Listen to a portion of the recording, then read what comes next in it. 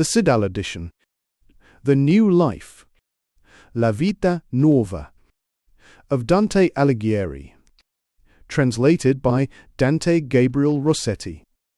Prefatory note: Dante Gabriel Rossetti, being the son of an Italian who was greatly immersed in the study of Dante Alighieri and who produced a comment on the Inferno and other books relating to Dantesque literature, was from his earliest childhood familiar with the name of the stupendous Florentine, and to some extent aware of the range and quality of his writings.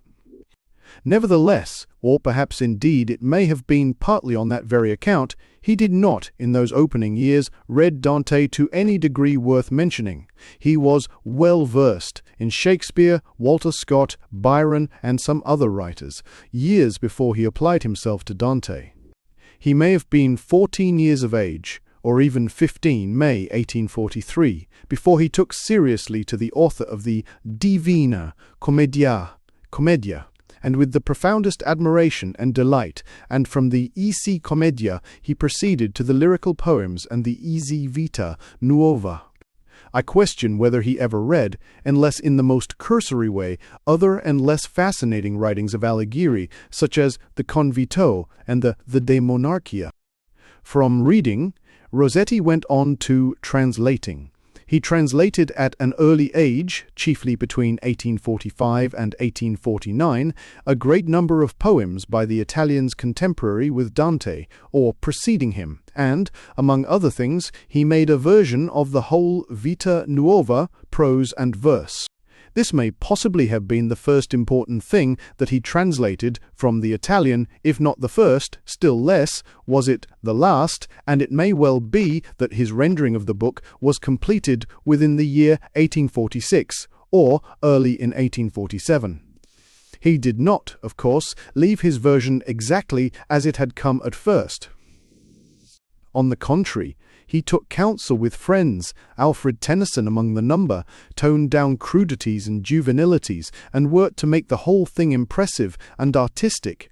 For in such matters he was much more chargeable with over-fastidiousness than with laxity. Still, the work, as we now have it, is essentially the work of those adolescent years, from time to time reconsidered and improved, but not transmuted. Some few years after producing his translation of the Vita Nuova, Rossetti was desirous of publishing it, and of illustrating the volume with etchings from various designs, which he had meanwhile done, of incidents in the story. This project, however, had to be laid aside, owing to want of means, and the etchings were never undertaken. It was only in 1861 that the volume named The Early Italian Poets, including the translated Vita Nuova, was brought out. The same volume, with a change in the arrangement of its contents, was reissued in 1874, entitled Dante and His Circle. This book, in its original form, was received with favour, and settled the claim of Rossetti to rank as a poetic translator, or indeed as a poet in his own right. For the early Italian poets, he wrote a preface, from which a passage immediately relating to the G. Vita Nuova is extracted in the present edition. There are some other passages affecting the whole of the translations in that volume which deserve to be borne in mind as showing the spirit in which he undertook the translating work, and I give them here. The lifeblood of rhythmical translation is this commandment, that a good poem shall not be turned into a bad one. The only true motive for putting poetry into a fresh language must be to endow a fresh nation, as far as possible, with one more possession of beauty. Poetry not being an exact science, literality of rendering is altogether secondary to this chief law. I say literality, not fidelity, which is by no means the same thing. When literality can be combined with what is thus the primary condition of success, the translator is fortunate and must strive his utmost to unite them. When such object can only be obtained by paraphrase, that is his only path. Any merit possessed by these translations is derived from an effort to follow this principle. The task of the translator, and with all humility be it spoken, is one of some self-denial. Often would he avail himself of any special grace of his own idiom and epoch, if only his will belonged to him. Often would some cadence serve him, but for his author's structure, some structure, but for his author's cadence. Often, the beautiful turn of a stanza must be weakened to adopt some rhyme which will tally, and he sees the poet revelling in abundance of language where himself is scantily supplied. Now he would slight the matter for the music, and now the music for the matter, but no, he must deal to each alike.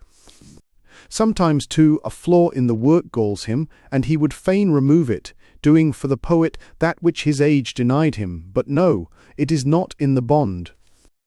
It may be as well to explain here a very small share which I myself took in the Vita Nuova translation. When the volume The Early Italian Poets was in preparation, my brother asked me, January 1861, to aid by collating my Vita Nuova with the original and amending inaccuracies. He defined the work further as follows: "What I want is that you should correct my translation throughout, removing inaccuracies and mannerisms, and, if you have time, it would be a great service to translate the analyses of the poems which I omitted. This, however, if you think it desirable to include them. I did not at the time on ground of readableness, but since think they may be desirable, only have become so unfamiliar with the book that I have no distinct opinion." On January 25th he wrote, "Many and many thanks for a most essential service, most thoroughly performed." I have not yet verified the whole of the notes, but I see they are just what I needed, and will save me a vast amount of trouble. I should very much wish that the translation were more literal, but cannot do it all again. My notes, which you have taken the trouble of revising, are, of course, quite paltry and useless. In order that the reader may judge as to this question of literality, I will give here the literal Englishing of the sonnet at p38, and the paragraph which precedes it. I take the passage quite at random, and the reader can, if he likes, compare this rendering with that which appears in Dante Rossetti's text, Reine. "After the departure of this gentlewoman, it was the pleasure of the Lord of the Angels to call to his glory a lady young and much of noble one aspect, who was very graceful in this aforesaid city, whose body I saw lying without the soul amid many ladies, who were weeping very piteously, and one est and end of estra. Then, remembering that erewhile I had seen her keeping company with that most noble one, I could not withhold some tears. Indeed, weeping, I purposed to speak certain words about her death, in guerdon of my having at some whiles seen her with my lady. And somewhat of this I referred to in the last part of the words which I spoke of her, as manifestly appears to him who understands them. And then I composed these two sonnets, of which the first begins, Weep, lovers, the second, villain, death. 2. Gentile. The word means noble, rather than in its modern shade of meaning gentle. Genteel would sometimes apply, but has ceased to be admissible in serious writing. Weep, lovers, since love weeps, hearkening what cause makes him wail. Love hears ladies invoking pity, showing bitter grief outwardly by the eyes, because villain, death, has set his cruel working upon a noble heart, ruining that which in a noble lady is to be praised in the world, apart from honour. Hear how much love did her honouring, for I saw him lamenting in very person over the dead seemly image, and often he gazed towards heaven, wherein was already settled the noble soul who had been a lady of such gladsome semblance. It would be out of place to enter here into any detailed observations upon the E Vita Nuova, its meaning, and the literature which has grown out of it. I will merely name, as obvious things for the English reader to consult, the translation which was made by Sir Theodore Martin, the essay by Professor C.C. Eliot Norton, the translations published by Dr. Garnett in his book, entitled Dante, Petrarch, Camoens, 124 Sonnets, along with the remarks in his valuable History of Italian Literature, Scartazzini's Companion to Dante, and the publications of the Reverend Dr. Moore, the foremost of our living Dante scholars. W. M. Rossetti, August 1899, C.I. Introduction 2. The De Vita Nuova, The autobiography or autopsychology of Dante's youth till about his 27th year is already well known to many in the original, or by means of essays and of English versions, partial or entire.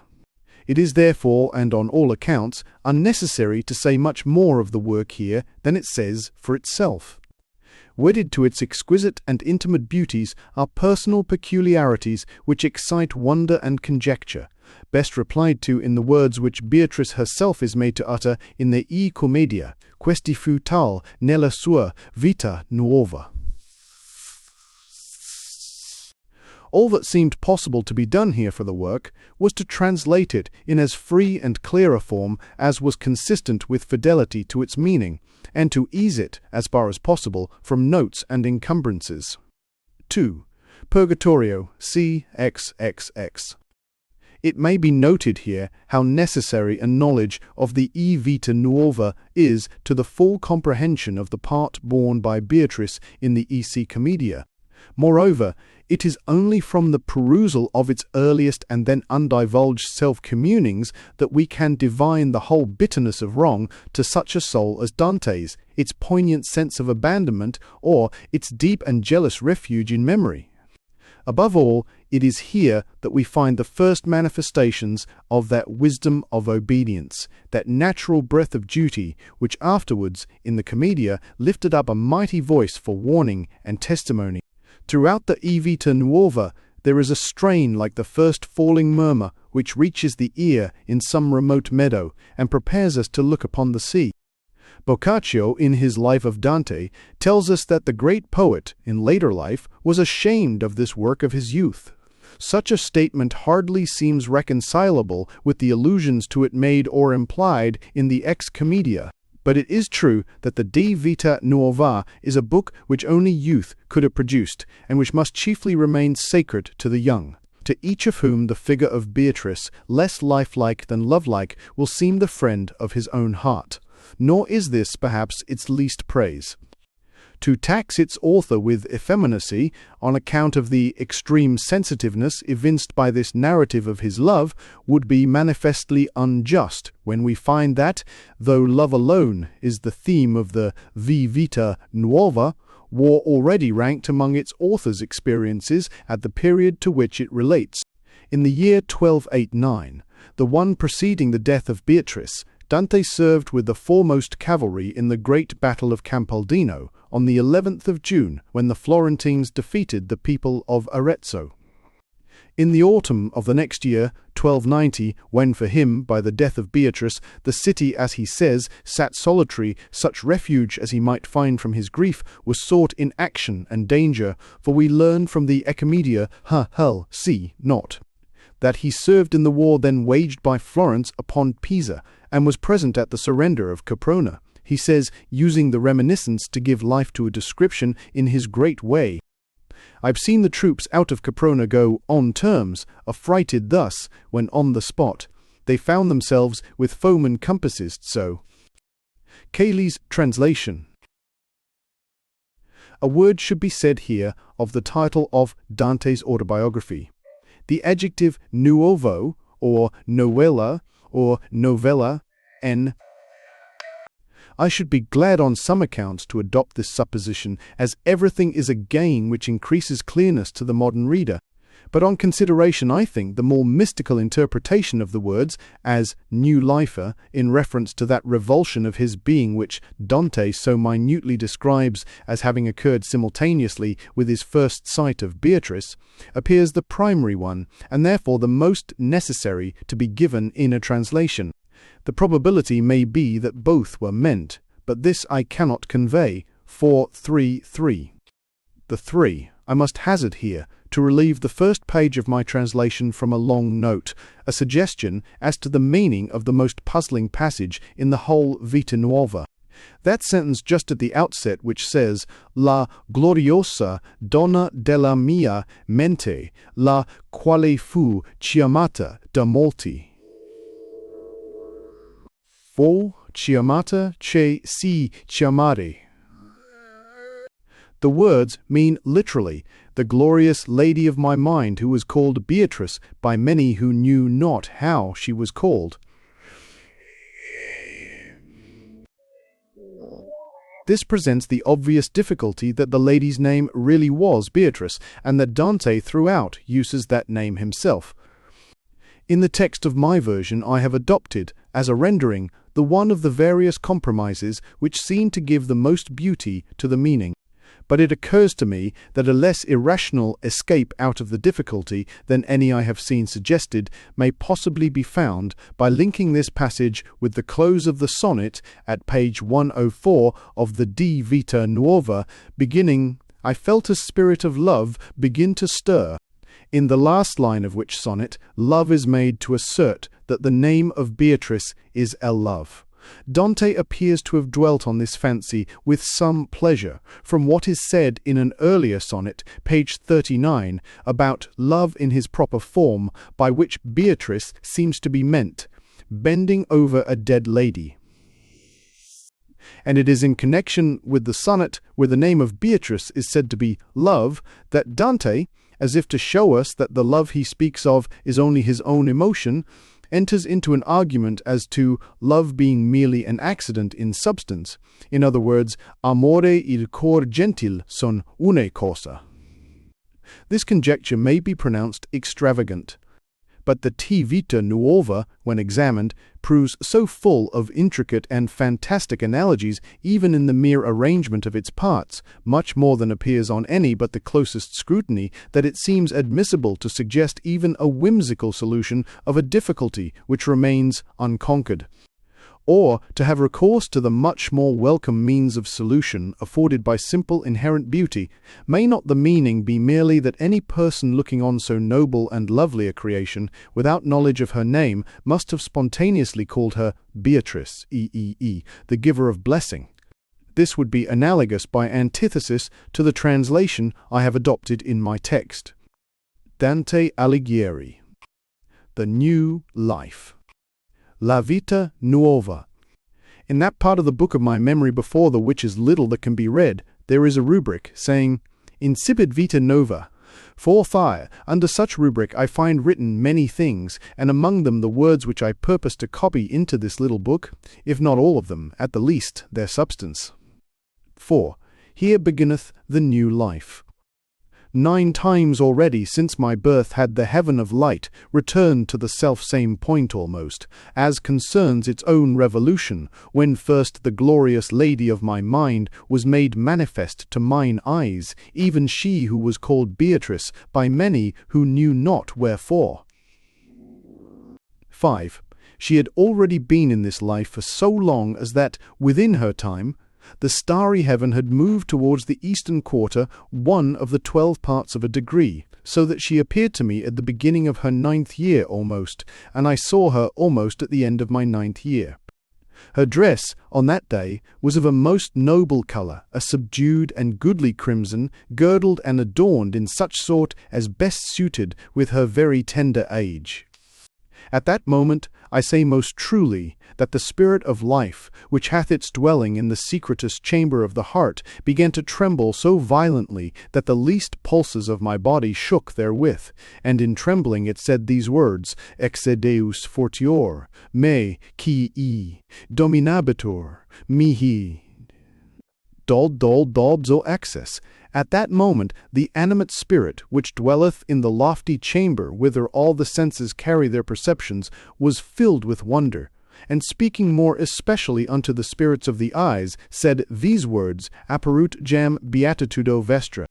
At that moment the natural spirit, which dwelleth there where our nourishment is administered, began to weep, and in weeping said these words, Humisa, quia frequenta, impeditus, aero deinceps, or atricior.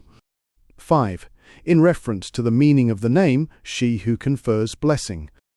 We learn from Boccaccio that this first meeting took place at a May feast, given in the year 1274 by Folco Portinari, father of Beatrice, who ranked among the principal citizens of Florence, to which feast Dante accompanied his father, Alighieri. 6. Here is a deity stronger than I, who, coming, shall rule over me. 7. Your beatitude hath now been made manifest unto you.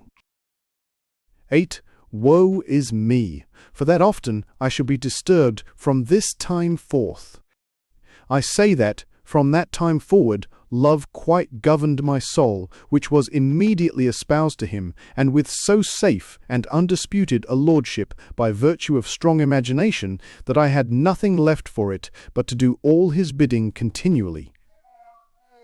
He oftentimes commanded me to seek, if I might see this youngest of the angels, wherefore I, in my boyhood, often went in search of her, and found her so noble and praiseworthy that certainly of her might have been said those words of the poet Homer, "She seemed not to be the daughter of a mortal man, but of God."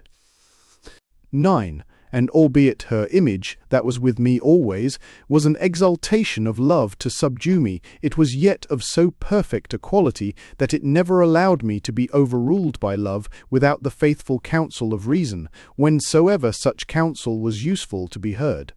But seeing that, were I to dwell overmuch on the passions and doings of such early youth, my words might be counted something fabulous, I will therefore put them aside. And passing many things that may be conceived by the pattern of these, I will come to such as are writ in my memory with a better distinctness. 9. Disdain is a stain bediculousy over for, and a stain bediculous is don easy arfatso and takoi. Why there? Iliad, XX IV 258. After the lapse of so many days that 9 years exactly were completed since the above-written appearance of this most gracious being, on the last of those days it happened that the same wonderful lady appeared to me, dressed all in pure white, between two gentle ladies elder than she. And passing through a street, she turned her eyes thither, where I stood sorely abashed, and by her unspeakable courtesy, which is now guerdoned in the great cycle, she saluted me with so virtuous a bearing that I seemed then and there to behold the very limits of blessedness. The hour of her most sweet salutation was exactly the 9th of that day, and because it was the first time that any words from her reached mine ears, I came into such sweetness that I parted thence as one intoxicated. And betaking me to the loneliness of mine own room, I fell to thinking of this most courteous lady, thinking of whom I was overtaken by a pleasant slumber, wherein a marvellous vision was presented to me. For there appeared to be in my room a mist of the colour of fire, within the which I discerned the figure of a lord of terrible aspect, to such as should gaze upon him, but who seemed therewithal to rejoice inwardly that it was a marvel to see. Speaking, he said many things, among the which I could understand but few, and of these, this, ego dominus tuus. 10. In his arms it seemed to me that a person was sleeping, covered only with a blood-coloured cloth, upon whom looking very attentively, I knew that it was the lady of the salutation who had deigned the day before to salute me. And he who held her held also in his hand a thing that was burning in flames, and he said to me, Vide cor tuum. 11. 1:11. Then, having waited again a space, all his joy was turned into most bitter weeping, and as he wept, he gathered the lady into his arms, and it seemed to me that he went with her up towards heaven, whereby such a great anguish came upon me that my light slumber could not endure through it, but was suddenly broken. And immediately having considered, I knew that the hour wherein this vision had been made manifest to me was the 4th hour, which is to say, the first of the 9 last hours of the night. 10. I am thy master. 11. Behold thy heart. Then, musing on what I had seen, I proposed to relate the same to many poets who were famous in that day. And for that I had myself in some sort the art of discoursing with rhyme. I resolved on making a sonnet, in the which, having saluted all such as are subject unto love, and entreated them to expound my vision, I should write unto them those things which I had seen in my sleep. And the sonnet I made was this: To every heart which the sweet pain doth move, and unto which these words may now be brought, for true interpretation and kind thought, be greeting in our Lord's name, which is love. Of those long hours wherein the stars, above, wake and keep watch, the 3rd was almost naught, when love was shown me with such terrors fraught, as may not carelessly be spoken of. He seemed like one who was full of joy, and had my heart within his hand, and on his arm my lady, with a mantle round her, slept, whom having wakened her anon he made to eat that heart she ate, as fearing harm. Then he went out, and as he went he wept. This sonnet is divided into 2 parts. In the first part I give greeting, and ask an answer. In the second I signify what thing has to be answered to. The second part commences here, of those long hours, or to thing. Justed man. To this sonnet I received many answers, conveying many different opinions, of the which one was sent by him whom I now call the first among my friends, and it began thus: Unto my thinking thou beheldst all worth. 12. And indeed it was when he learned that I was he who had sent those rhymes to him that our friendship commenced. But the true meaning of that vision was not then perceived by anyone, though it be now evident to the least skilful. T4. T40T. 160 off the rest. The friend of whom Dante here speaks was Guido Cavalcanti. From that night forth, the natural functions of my body began to be vexed and impeded, for I was given up wholly to thinking of this most gracious creature, whereby in short space I became so weak and so reduced that it was irksome to many of my friends to look upon me,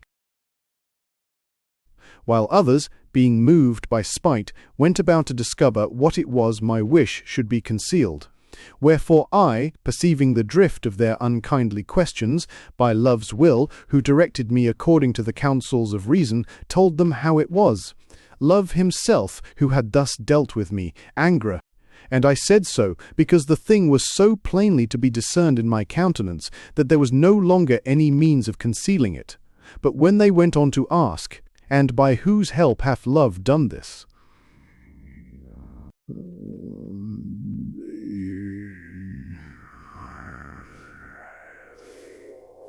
Now it fell on a day that this most gracious creature was sitting where words were to be heard of the Queen of Glory, and I was in the place whence mine eyes could behold their beatitude, and betwixt her and me in a direct line there sat another lady of a pleasant favour, who looked round at me many times, marvelling at my continued gaze, which seemed to have her for its object.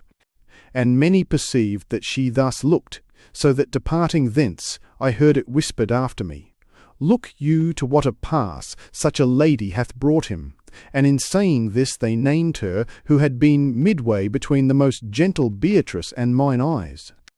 Therefore I was reassured, and knew that for that day my secret had not become manifest. Then immediately it came into my mind that I might make use of this lady as a screen to the truth, and so well did I play my part that the most of those who had hitherto watched and wondered at me now imagined they had found me out. By her means I kept my secret concealed till some years were gone over, and for my better security I even made divers rhymes in her honour, whereof I shall here write only as much as concerneth the most gentle Beatrice, which is but a very little. Moreover, about the same time while this lady was a screen for so much love on my part, I took the resolution to set down the name of this most gracious creature, accompanied with many other women's names, and especially with hers whom I spake of. And to this end I put together the names of 60 of the most beautiful ladies in that city, where God had placed mine own lady, and these names I introduced in an epistle in the form of a servant car, which it is not my intention to transcribe here. Neither should I have said anything of this matter, did I not wish to take note of a certain strange thing, to wit, that having written the list, I found my lady's name would not stand otherwise than 9th in order among the names of these ladies. 2, not 13.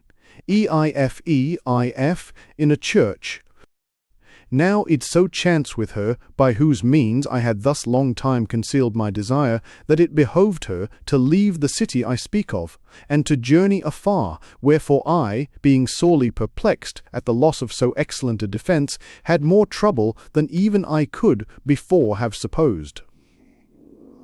And thinking that if I spoke not somewhat mournfully of her departure, my former counterfeiting would be the more quickly perceived, I determined that I would make a grievous sonnet, the which I will write here, because it hath certain words in it, whereof my lady was the immediate cause, as will be plain to him that understands. 14. It will be observed that this poem is not what we now call a sonnet. Its structure, however, is analogous to that of the sonnet, being 2 sextets followed by 2 quatrains, instead of 2 quatrains followed by 2 triplets. Dante applies the term sonnet to both these forms of composition and to no other. And the sonnet was this: All ye that pass along love's trodden way, pause ye a while and say, if there be any grief like unto mine, I pray you that you hearken a short space. Patiently, if my case be not a piteous marvel and a sign. Love never, certes, for my worthless part, but of his own great heart, vouchsafe to me a life so calm and sweet, that oft I heard folk question as I went, what such great gladness meant. They spoke of it behind me in the street.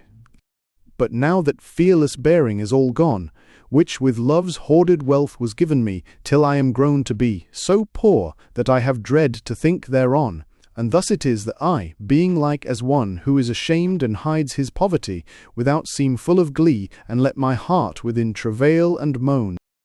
This poem has 2 principal parts, for in the first I mean to call the faithful of love in those words of Jeremias the prophets, O vos omnes qui songites per viam, attendite et videte si es dolor sicut dolore mors, o songi and as in fols, o songi with el ende, with este, o songi with Elizabeth, with endater, with Elizabeth hoster.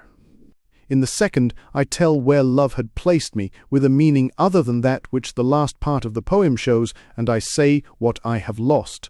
The second part begins here, love never, certes. A certain while after the departure of that lady, it pleased the master of the angels to call into his glory a damsel, young and of a gentle presence, who had been very lovely in the city I speak of, and I saw her body lying without its soul among many ladies, who held a pitiful weeping. Whereupon, remembering that I had seen her in the company of excellent Beatrice, I could not hinder myself from a few tears, and weeping, I conceived to say somewhat of her death, in guerdon of having seen her somewhile with my lady, which thing I spake of in the latter end of the verses that I write in this matter, as he will discern who understands. And I wrote 2 sonnets, which are these. Weep, lovers, sith love's very self doth weep, and sith the cause for reaping is so great, when now so many dames of such estate in worth show with their eyes a grief so deep, for death the troll has laid his leaden sleep upon a damsel who was fair of late, defacing all our earth should celebrate. Ye all say virtue, which the soul doth keep. Now hearken how much love did honour her. I myself saw him in his proper form, bending above the motionless sweet dead, and often gazing into heaven, for there the soul now sits, which when her life was warm, dwelt with the joyful beauty that is fled. This first sonnet is divided into 3 parts. In the first, I call and beseech the faithful of love to weep, and I say that their Lord weeps, and that they, hearing the reason why he weeps, shall be more minded to listen to me. In the second, I relate this reason. In the third, I speak of honour done by love to this lady. The second part begins here, when now so many dames, the third here, now hearken. Death, alway cruel, pity's foe in chief, mother who brought forth grief, merciless judgment and without appeal.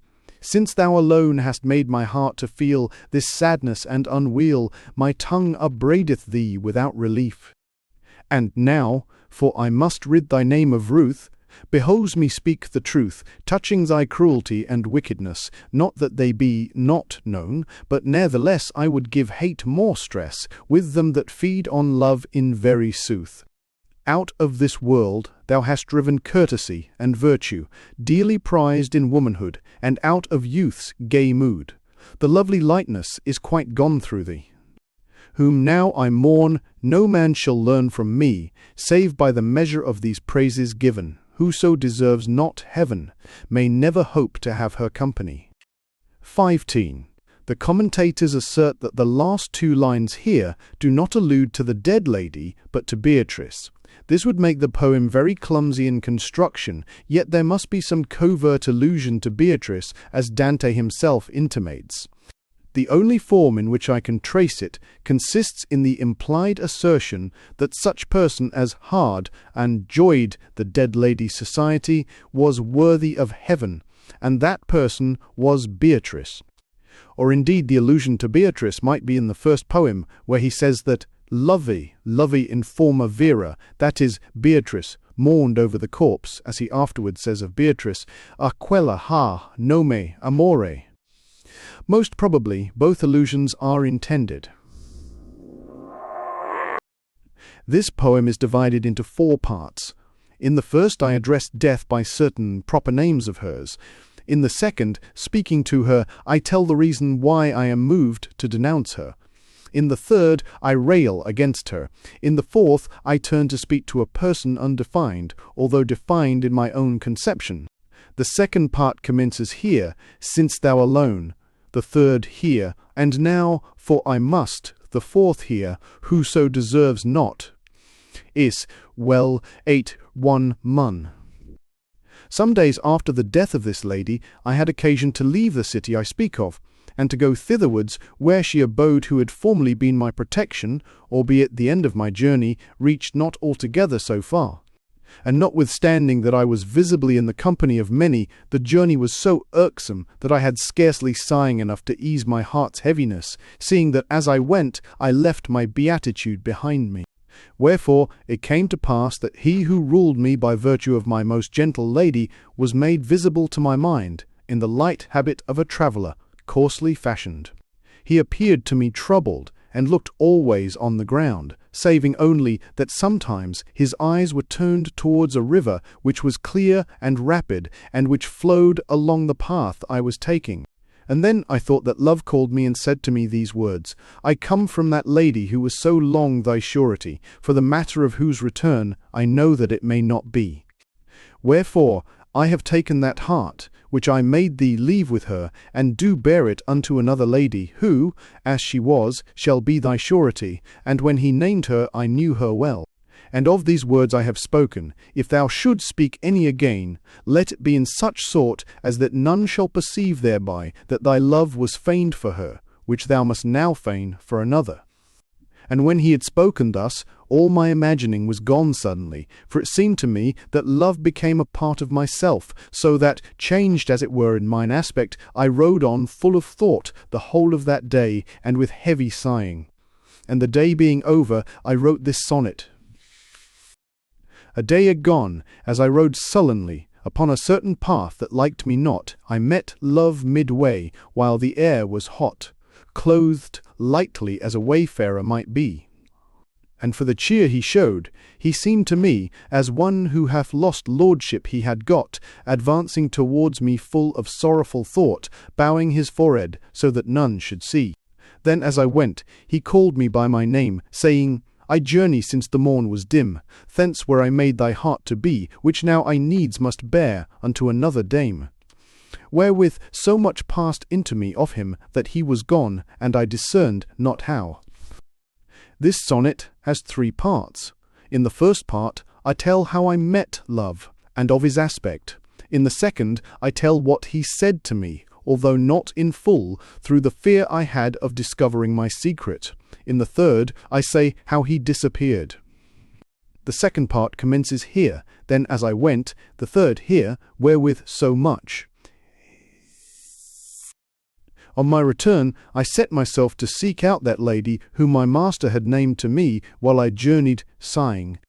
And because I would be brief, I will now narrate that in a short while I made her my surety, in such sort that the matter was spoken of by many in terms scarcely courteous, through the which I had often whiles many troublesome hours.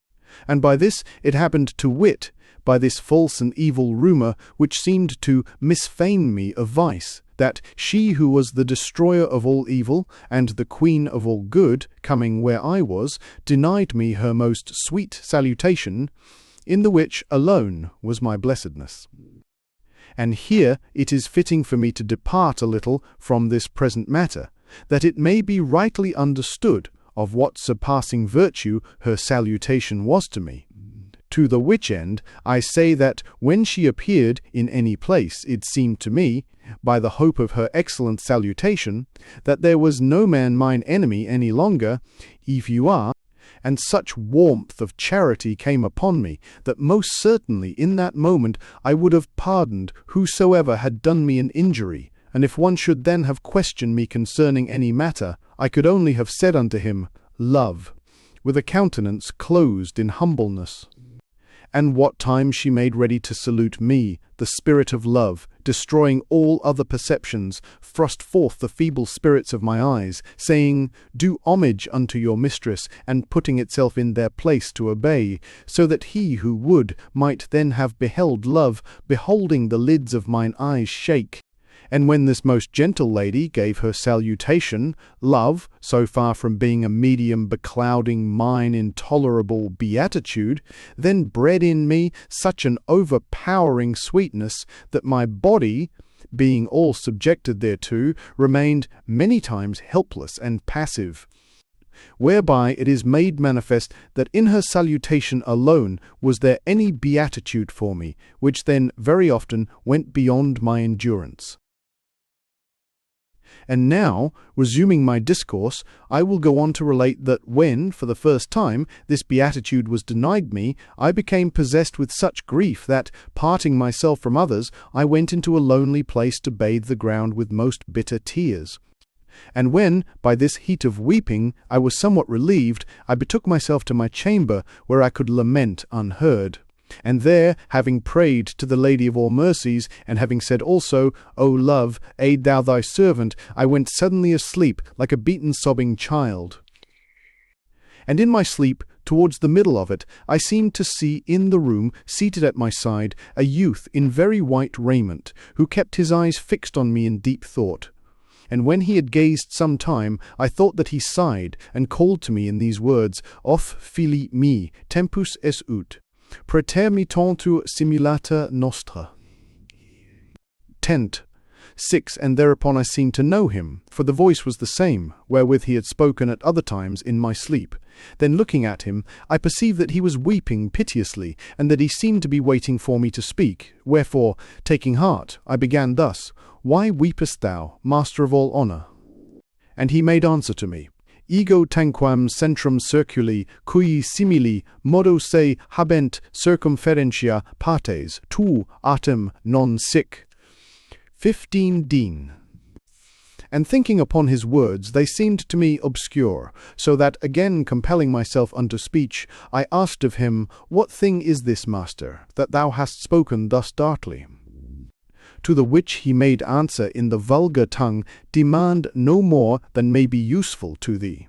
Whereupon I began to discourse with him concerning her salutation, which she had denied me, and when I had questioned him of the cause, he said these words, Our Beatrice hath heard from certain persons, that the lady whom I named to thee, while thou journeyedst full of sighs, is sorely disquieted by thy solicitations. And therefore this most gracious creature, who is the enemy of all disquiet, being fearful of such disquiet, refused to salute thee. For the which reason, albeit in very sooth, thy secret must needs have become known to her by familiar observation, it is my will that thou compose certain things in rhyme, in the which thou shalt set forth how strong a mastership I have obtained over thee through her, and how thou wast hers even from thy childhood. Also do thou call upon him that knoweth these things to bear witness to them, bidding him to speak with her thereof, the which I, who am he, will do willingly. And so write these things, that they shall seem rather to be spoken by a third person, and not directly by thee to her, which is scarce fitting. After the which, send them, not without me, where she may chance to hear them, but have them fitted with a pleasant music, into the which I will pass, whensoever it needeth. With this speech he was away, and my sleep was broken up. 16. My son, it is time for us to lay aside our counterfeiting. 17. I am as the centre of a circle, to the which all parts of the circumference bear an equal relation, but with thee it is not thus. This phrase seems to have remained as obscure to commentators as Dante found it at the moment. No one, as far as I know, has even fairly tried to find a meaning for it. To me, the following appears a not unlikely one.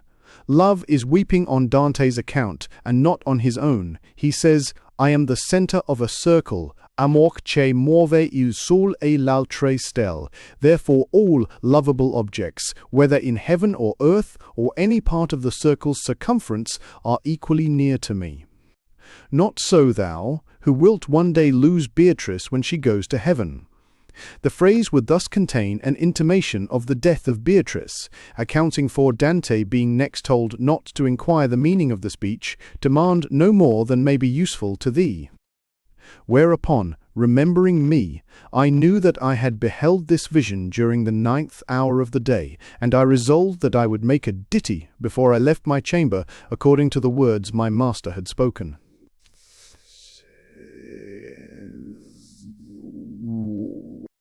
Song, 'tis my will that thou do seek out love, and go with him where my dear lady is, that so my cause, the which thy harmonies do plead, his better speech may clearly prove. Thou goest, my song, in such a courteous kind, that even companionless thou mayst rely on thyself anywhere. And yet, and thou wouldst get thee a safe mind, first unto love address thy steps, whose aid, mayhap 'twere ill to spare, seeing that she to whom thou makest thy prayer is, as I think, ill-minded unto me, and that, if love do not companion thee, thou'lt have perchance small cheer to tell me of. With a sweet accent, when thou comest to her, begin thou in these words, first having craved a gracious audience, he who hath sent me as his messenger, lady, thus much records, and thou but suffer him, in his defence. Love, who comes with me, by thine influence, can make this man do as it liketh him, wherefore if this fault is or doth but seem, do thou conceive, for his heart cannot move. Say to her also, Lady, his poor heart, is so confirmed in faith that all its thoughts are but of serving thee, 'twas early thine, and could not swerve apart. Then, if she wavereth, is bid her ask love, who knows if these things be. And in the end, beg of her modestly, to pardon so much boldness, saying too, if thou declare his death to be thy due, the thing shall come to pass, as doth behove. Then pray thou of the Master of all ruth, before thou leave her there, that he befriend my cause and plead it well, in guerdon of my sweet rhymes and my truth. Entreat him, stay with her, let not the hope of thy poor servant fail, and if with her thy pleading should prevail, let her look on him and give peace to him. Gentle my song, if good to thee it seem, do this, so worship shall be thine and love. This ditty is divided into 3 parts. In the first, I tell it whither to go, and I encourage it that it may go the more confidently, and I tell it whose company to join, if it would go with confidence and without any danger. In the second, I say that which it behoves the ditty to set forth. In the third, I give it leave to start, when it pleases, recommending its course to the arms of fortune. The second part begins here, with a sweet accent, the third here, gentle my song. Some might contradict me, and say that they understand not whom I address in the second person, seeing that the ditty is merely the very words I am speaking. And therefore I say that this doubt I intend to solve and clear up in this little book itself, at a more difficult passage, and then let him understand who now doubts, or would now contradict, as aforesaid. After this vision I have recorded, and having written those words which love had dictated to me, I began to be harassed with many and divers thoughts, by each of which I was sorely tempted, and in especial there were 4 among them that left me no rest. The first was this: certainly the lordship of love is good, seeing that it diverts the mind from all mean things. The second was this: certainly the lordship of love is evil, seeing that the more homage his servants pay to him, the more grievous and painful are the torments wherewith he torments them. The third was this: the name of love is so sweet in the hearing that it would not seem possible for its effects to be other than sweet, seeing that the name must needs be like unto the thing named, as it is written, nomina sunt consequentia rerum. And the fourth was this: the lady whom love hath chosen out to govern thee is not as other ladies, whose hearts are easily moved. 2:18. Names are the consequence of things. And by each one of these thoughts I was so sorely assailed that I was like unto him who doubteth which path to take, and wishing to go, goeth not. And if I bethought myself to seek out some point at the which all these paths might be found to meet, I discerned but one way, and that irked me, to wit, to call upon pity, and to commend myself unto her. And it was then that, feeling a desire to write somewhat thereof in rhyme, I wrote this sonnet. All my thoughts always speak to me of love, yet have between themselves such difference, that while one bids me bow with mind and sense, a second saith, Go to, look thou above. All of them craving pity in sore suspense, trembling with fears that the heart knoweth of. And thus, being all unsure which path to take, wishing to speak, I know not what to say, and lose myself in amorous wanderings, until, my peace with all of them to make, unto mine enemy I needs must pray my lady pity for the help she brings. This sonnet may be divided into 4 parts. In the first, I say and propound that all my thoughts are concerning love. In the second, I say that they are diverse, and I relate their diversity. In the third, I say wherein they all seem to agree. In the fourth, I say that, wishing to speak of love, I know not from which of these thoughts to take my argument, and that if I would take it from all, I shall have to call upon mine enemy, my lady pity.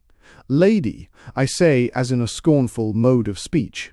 But the second begins here, yet have between themselves, the third, all of them craving, the fourth, and thus. After this battling with many thoughts, it chanced on a day that my most gracious lady was with a gathering of ladies in a certain place, to the which I was conducted by a friend of mine, he thinking to do me a great pleasure by showing me the beauty of so many women. Then I, hardly knowing whereunto he conducted me, but trusting in him, who yet was leading his friend to the last verge of life, made question, To what end are we come among these ladies? And he answered, To the end that they may be worthily served. And they were assembled around a gentlewoman who was given in marriage on that day, the custom of the city being that these should bear her company when she sat down for the first time at table in the house of her husband. Therefore I, as was my friend's pleasure, resolved to stay with him and do honour to those ladies. But as soon as I had thus resolved, I began to feel a faintness and a throbbing at my left side, which soon took possession of my whole body. Whereupon I remember that I covertly leaned my back unto a painting that ran round the walls of that house, and being fearful lest my trembling should be discerned of them, I lifted mine eyes to look on those ladies, and then first perceived among them the excellent Beatrice. And when I perceived her, all my senses were overpowered by the great lordship that love obtained, finding himself so near unto that most gracious being, until nothing but the spirits of sight remained to me.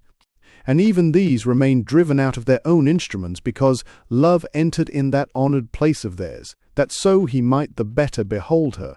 And although I was other than at first, I grieved for the spirits so expelled, which kept up a sore lament, saying, If he had not in this wise thrust us forth, we also should behold the marvel of this lady.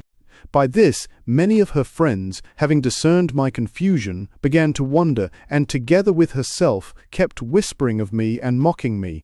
Whereupon my friend, who knew not what to conceive, took me by the hands, and drawing me forth from among them, required to know what ailed me. Then, having first held me at quiet for a space, until my perceptions were come back to me, I made answer to my friend, Of a surety I have now set my feet on that point of life, beyond the which he must not pass who would return. 2. Astify o gois. It is difficult not to connect Dante's agony at this wedding feast with our knowledge that in her 21st year Beatrice was wedded to Simone de Bardi. That she herself was the bride on this occasion might seem out of the question, from the fact of its not being in any way so stated. But on the other hand, Dante's silence throughout the Vita Nuova as regards her marriage, which must have brought deep sorrow even to his ideal love, is so startling that we might almost be led to conceive in this passage the only intimation of it which he thought fit to give. Afterwards, leaving him, I went back to the room where I had wept before, and again weeping and ashamed, said, "If this lady but knew of my condition, I do not think that she would thus mock at me. Nay, I am sure that she must needs feel some pity." And in my weeping I bethought me to write certain words, in the which, speaking to her, I should signify the occasion of my disfigurement, telling her also how I knew that she had no knowledge thereof, which, if it were known, I was certain must move others to pity. And then, because I hoped that peradventure it might come into her hearing, I wrote this sonnet. Even as the others mock, thou mockest me, not dreaming, noble lady, whence it is that I am taken with strange semblances, seeing thy face which is so fair to see, for else compassion would not suffer thee to grieve my heart with such harsh scoffs as these. Lo! Love, when thou art present, sits at ease, and bears his mastership so mightily, that all my troubled senses he thrusts out, sorely tormenting some, and slaying some, till none but he is left and has free range to gaze on thee. This makes my face to change into another's, while I stand all dumb, and hear my senses clamour in their rout. This sonnet I divide not into parts, because a division is only made to open the meaning of the thing divided, and this, as it is sufficiently manifest through the reasons given, has no need of division. True it is that, amid the words whereby is shown the occasion of this sonnet, dubious words are to be found. Namely, when I say that love kills all my spirits, but that the visual remain in life, only outside of their own instruments. And this difficulty it is impossible for any to solve, who is not in equal guise, liege unto love, and, to those who are so, that is manifest which would clear up the dubious words. And therefore it were not well for me to expound this difficulty, inasmuch as my speaking would be either fruitless or else superfluous. In the county, a while after this strange disfigurement, I became possessed with a strong conception which left me but very seldom, and then to return quickly. And it was this, seeing that thou comest into such scorn by the companionship of this lady, wherefore seekest thou to behold her? If she should ask thee this thing, what answer couldst thou make unto her? Yea, even though thou wert master of all thy faculties, and in no way hindered from answering. Unto the which another very humble thought said in reply, if I were master of all my faculties, and in no way hindered from answering, I would tell her that no sooner do I image to myself her marvellous beauty than I am possessed with a desire to behold her, the which is of so great strength that it kills and destroys in my memory all those things which might oppose it. And it is therefore that the great anguish I have endured thereby is yet not enough to restrain me from seeking to behold her. And then, because of these thoughts, I resolved to write somewhat, wherein, having pleaded mine excuse, I should tell her of what I felt in her presence. The thoughts are broken in my memory, thou lovely joy, whene'er I see thy face, when thou art near me, love fills up the space, often repeating, if death irk thee, fly. My face shows my heart's colour, verily, which, fainting, seeks for any leaning place, till, in the drunken terror of disgrace, the very stones seem to be shrieking, die. It were a grievous sin, if one should not. Strive then to comfort my bewildered mind, though merely with a simple pitying, for the great anguish which thy scorn has wrought. In the dead sight, oh, the eyes grow nearly blind, which look for death as for a blessed thing. This sonnet is divided into 2 parts. In the first, I tell the cause why I abstain not from coming to this lady. In the second, I tell what befalls me through coming to her, and this part begins here, when thou art near. And also this second part divides into 5 distinct statements. For in the first, I say what love, counselled by reason, tells me when I am near the lady. In the second, I set forth the state of my heart by the example of the face. In the third, I say how all ground of trust fails me. In the fourth, I say that he sins who shows not pity of me, which would give me some comfort. In the last I say why people should take pity, namely, for the piteous look which comes into mine eyes, which piteous look is destroyed, that is, appeareth not unto others, through the jeering of this lady, who draws to the like action those who peradventure would see this piteousness. The second part begins here, my face shows, the third, till, in the drunken terror, the fourth, it were a grievous sin, the fifth, for the great anguish. Thereafter, this sonnet bred in me desire to write down in verse 4 other things touching my condition, the which things it seemed to me that I had not yet made manifest. The first among these was the grief that possessed me very often, remembering the strangeness which love wrought in me. The second was, how love many times assailed me so suddenly and with such strength that I had no other life remaining except a thought which spake of my lady. The third was, how, when love did battle with me in this wise, I would rise up all colourless. If so, I might see my lady, conceiving that the sight of her would defend me against the assault of love, and altogether forgetting that which her presence brought unto me. And the fourth was, how, when I saw her, the sight not only defended me not, but took away the little life that remained to me. And I said these 4 things in a sonnet, which is this. At whiles, yea, oftentimes, I muse over the quality of anguish that is mine through love. Then pity makes my voice to pine, saying, is any else thus anywhere? Love smiteth me, whose strength is ill to bear, so that of all my life is left no sign, except one thought, and that, because 'tis thine, leaves not the body, but abideth there. And then if I, whom other aid forsook, would aid myself, an innocent of art, would fain have sight of thee as a last hope, no sooner do I lift mine eyes to look, than the blood seems as shaken from my heart, and all my pulses beat at once and stop. This sonnet is divided into 4 parts, 4 things being therein narrated, and as these are set forth above, I only proceed to distinguish the parts by their beginnings. Wherefore I say that the second part begins, love smiteth me, the third, and then if I, the fourth, no sooner do I lift. After I had written these 3 last sonnets, wherein I spake unto my lady, telling her almost the whole of my condition, it seemed to me that I should be silent, having said enough concerning myself.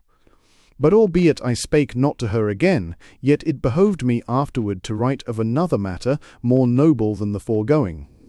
And for that the occasion of what I then wrote may be found pleasant in the hearing, I will relate it as briefly as I may.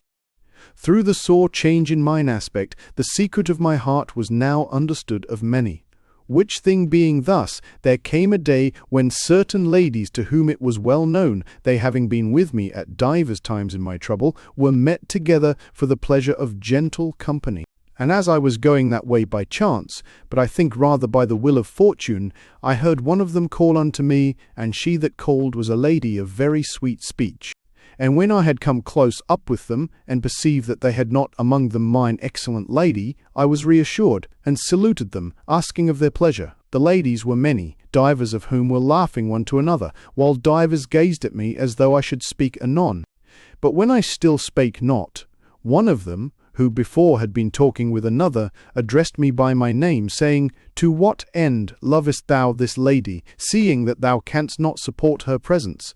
Now tell us this thing, that we may know it, for certainly the end of such a love must be worthy of knowledge. And when she had spoken these words, not she only, but all they that were with her, began to observe me, waiting for my reply. Whereupon I said thus unto them, Ladies, the end and aim of my love was but the salutation of that lady of whom I conceive that ye are speaking, wherein alone I found that beatitude which is the goal of desire. And now that it hath pleased her to deny me this, love, my master, of his great goodness, hath placed all my beatitude there where my hope will not fail me. Then those ladies began to talk closely together, and as I have seen snow fall among the rain, so was their talk mingled with sighs.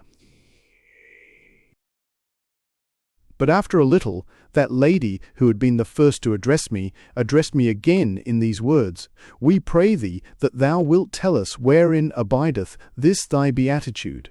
And answering, I said but thus much, in those words that do praise my lady. To the which she rejoined, If thy speech were true, those words that thou didst write concerning thy condition would have been written with another intent.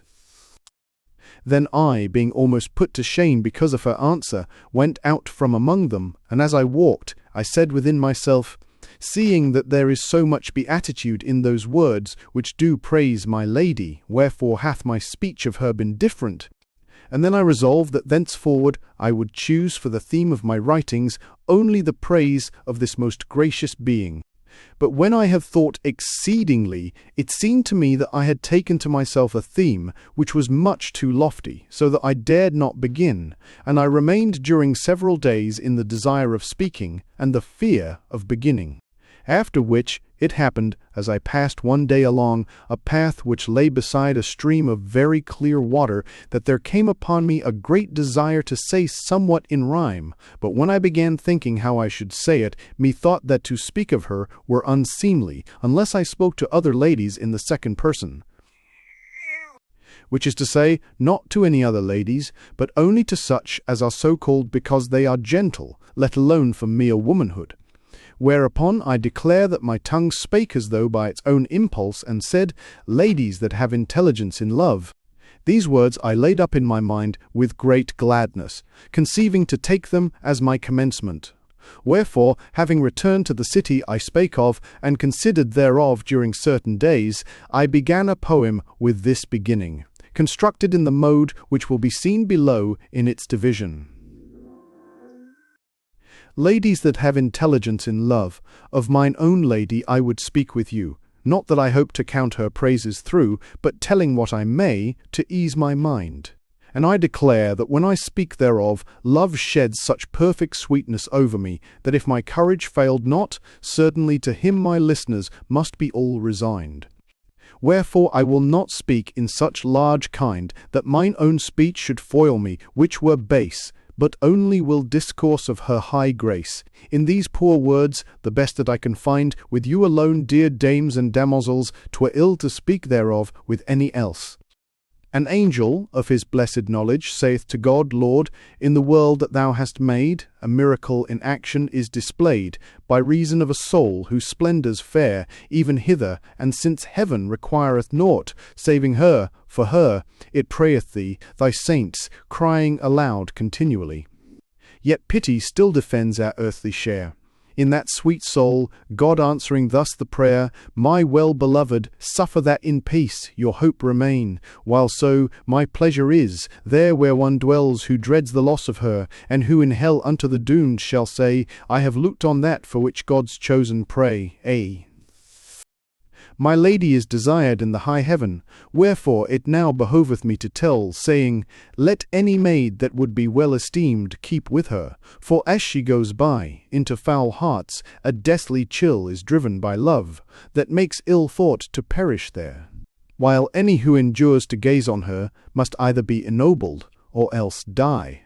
When one deserving to be raised so high is found, 'tis then her power attains its proof, making his heart strong for his soul's behoof, with the full strength of meek humility. Also this virtue owns she, by God's will, who speaks with her, can never come to ill. Love saith concerning her, How chanceth it, that flesh, which is of dust, should be thus pure? Then, gazing always, he makes oath, for sure, this is a creature of God till now unknown. She hath that paleness of the pearl that's fit. In a fair woman, so much and not more, she is as high as nature's skill can soar. beauty is tried by her comparison. Whatever her sweet eyes are turned upon, spirits of love do issue thence in flame, which through their eyes, who then may look on them, pierce to the heart's deep chamber every one. And in her smile, love's image you may see, whence none can gaze upon her steadfastly. Dear song, I know thou wilt hold gentle speech with many ladies when I send thee forth, wherefore being mindful that thou hadst thy birth from love, and art a modest simple child, whomso thou meetest, say thou this to each, give me good speed. To her I wend along, in whose much strength my weakness is made strong. And if I the end, thou wouldst not be beguiled, of all thy labour seek not the defiled and common sort, but rather choose to be where man and woman dwell in courtesy. So to the road thou shalt be reconciled, and find the lady, and with the lady love. Commend thou me to each, as doth behove. This poem, that it may be better understood, I will divide more subtly than the others preceding, and therefore I will make 3 parts of it. The first part is a proem to the words following. The second is the matter treated of. The third is, as it were, a handmaid to the preceding words. The second begins here, an angel, the third here, dear song, I know. The first part is divided into 4. In the first, I say to whom I mean to speak of my lady, and wherefore I will so speak. In the second, I say what she appears to myself to be when I reflect upon her excellence, and what I would utter if I lost not courage. In the third, I say what it is I purpose to speak, so as not to be impeded by faint-heartedness. In the fourth, repeating to whom I purpose speaking, I tell the reason why I speak to them. The second begins here, and I declare, the third here, wherefore I will not speak, the fourth here, with you alone. Then, when I say an angel, I begin treating of this lady, and this part is divided into 2. In the first, I tell what is understood of her in heaven. In the second, I tell what is understood of her on earth, here. My lady is desired. This second part is divided into 2, for in the first I speak of her as regards the nobleness of her soul, relating some of her virtues proceeding from her soul. In the second, I speak of her as regards the nobleness of her body, narrating some of her beauties. Here love saith concerning her. This second part is divided into 2, for in the first I speak of certain beauties which belong to the whole person, in the second I speak of certain beauties which belong to a distinct part of the person, here, whatever her sweet eyes. This second part is divided into 2, for in the one I speak of the eyes, which are the beginning of love, in the second I speak of the mouth, which is the end of love.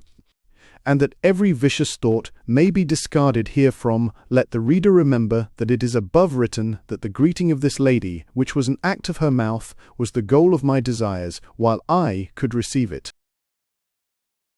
Then, when I say, dear song, I know, I add a stanza, as it were, handmaid to the others, wherein I say what I desire from this my poem. And because this last part is easy to understand, I trouble not myself with more divisions.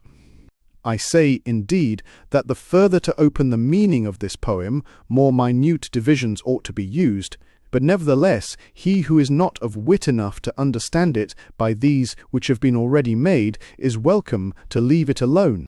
For certes, I fear I have communicated its sense to too many by these present divisions, if it so happened that many should hear it. When this song was a little gone abroad, a certain one of my friends, hearing the same, was pleased to question me, that I should tell him what thing love is, it may be, conceiving from the words thus heard, a hope of me beyond my desert.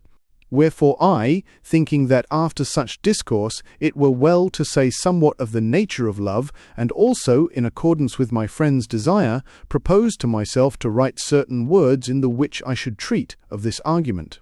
And the sonnet that I then made is this: Love and the gentle heart are one same thing, even as the wise man in 20 in his ditty saith, each of itself would be such life in death, as rational soul bereft of reasoning. 'Tis nature makes them when she loves a king. Love is, whose palace where he sojourneth is called the heart, there draws he quiet breath, at first with brief or longer slumbering.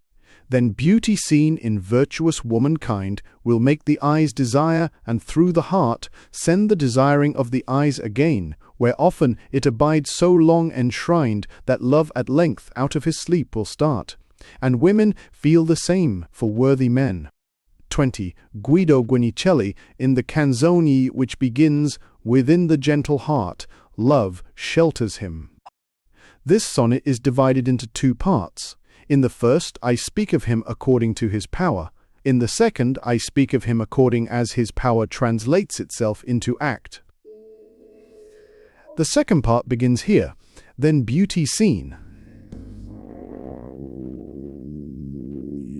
In the second, I say how this subject and this power are produced together, and how the one regards the other as form does matter. Afterwards, when I say, then beauty seen in virtuous womankind, I say how this power translates itself into act, and first how it so translates itself in a man, then how it so translates itself in a woman hear and women feel. Having treated of love in the foregoing, it appeared to me that I should also say something in praise of my lady, wherein it might be set forth how love manifested itself when produced by her, and how not only she could awaken it where it slept, but where it was not, she could marvellously create it. To the which end I wrote another sonnet, and it is this. My lady carries love within her eyes, all that she looks on is made pleasanter. Upon her path men turn to gaze at her. He whom she greeteth feels his heart to rise, and droops his troubled visage, full of sighs, and of his evil heart is then aware. Hate loves, and pride becomes a worshipper. O women, help to praise her in some wise. Humbleness and the hope that hope the well by speech of hers into the mind are brought, and who beholds is blessed often whiles. The look she hath when she a little smiles cannot be said, nor holden in the thought, 'tis such a new and gracious miracle. This sonnet has 3 sections. In the first I say how this lady brings this power into action by those most noble features, her eyes, and, in the third, I say this same as to that most noble feature, her mouth. And between these 2 sections is a little section which asks, as it were, help for the previous section and the subsequent, and it begins here, O women, help.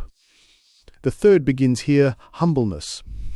The first is divided into 3, for in the first I say how she with power makes noble that which she looks upon, and this is as much as to say that she brings love in power thither where he is not. In the second I say how she brings love in act into the hearts of all those whom she sees. In the third I tell what she afterwards, with virtue, operates upon their hearts. The second begins, upon her path, the third, he whom she greeteth. Then, when I say, O women, help, I intimate to whom it is my intention to speak, calling on women to help me to honour her. Then, when I say humbleness, I say that same which is said in the first part, regarding 2 acts of her mouth, one whereof is her most sweet speech, and the other her marvellous smile. Only I say not of this last how it operates upon the hearts of others, because memory cannot retain this smile, nor its operation. Not many days after this, it being the will of the Most High God, who also from himself put not away death, the father of wonderful Beatrice, going out of this life, passed certainly into glory. Thereby it happened, as of very sooth it might not be otherwise, that this lady was made full of the bitterness of grief. Seeing that such a parting is very grievous unto those friends who are left, and that no other friendship is like to that between a good parent and a good child, and furthermore, considering that this lady was good in the supreme degree, and her father, as by many it hath been truly averred, of exceeding goodness. And because it is the usage of that city that men meet with men in such a grief, and women with women, certain ladies of her companionship gathered themselves unto Beatrice, where she kept alone in her weeping, and as they passed in and out, I could hear them speak concerning her, how she wept.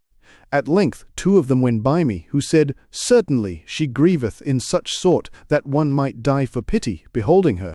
Then, feeling the tears upon my face, I put up my hands to hide them, and had it not been that I hoped to hear more concerning her, seeing that where I sat, her friends passed continually in and out, I should assuredly have gone thence to be alone, when I felt the tears come. But as I still sat in that place, certain ladies again passed near me, who were saying among themselves, Which of us shall be joyful any more, who have listened to this lady in her piteous sorrow? And there were others who said as they went by me, He that sitteth here could not weep more if he had beheld her as we have beheld her. And again, he is so altered that he seemeth not as himself. And still, as the ladies passed to and fro, I could hear them speak after this fashion of her and of me. Wherefore afterwards, having considered and perceiving that there was herein matter for poesy, I resolved that I would write certain rhymes in the which should be contained all that those ladies had said. And because I would willingly have spoken to them, if it had not been for discreetness, I made in my rhymes as though I had spoken, and they had answered me. And thereof I wrote 2 sonnets, in the first of which I addressed them as I would fain have done, and in the second related their answer, using the speech that I had heard from them, as though it had been spoken unto myself. And the sonnets are these. You that thus wear a modest countenance, with lids weighed down by the heart's heaviness, whence come you, that among you every face appears the same, for its pale, troubled glance? Have you beheld my lady's face perchance, bowed with the grief that love makes full of grace? Say now, this thing is thus, as my heart says, marking your grave and sorrowful advance. And if indeed you come from where she sighs and mourns, may it please you, for his heart's relief, to tell how it fares with her unto him, who knows that you have wept, seeing your eyes, and is so grieved with looking on your grief, that his heart trembles, and his sight grows dim. This sonnet is divided into 2 parts. In the first, I call and ask these ladies whether they come from her, telling them that I think they do, because they return the nobler. In the second, I pray them to tell me of her, and the second begins here, and if, indeed. Canst thou indeed be he that still would sing of our dear lady unto none but us? For though thy voice confirms that it is thus, thy visage might another witness bring. And wherefore is thy grief so sore a thing, that grieving thou makest others dolorous? Hast thou too seen her weep, that thou from us canst not conceal thine inward sorrowing? Nay, leave our woe to us, let us alone. 'Twere sin if one should strive to soothe our woe, for in her weeping we have heard her speak, also her looks so full of her heart's moan, that they who should behold her, looking so, must fall a-swoon, feeling all life grow weak.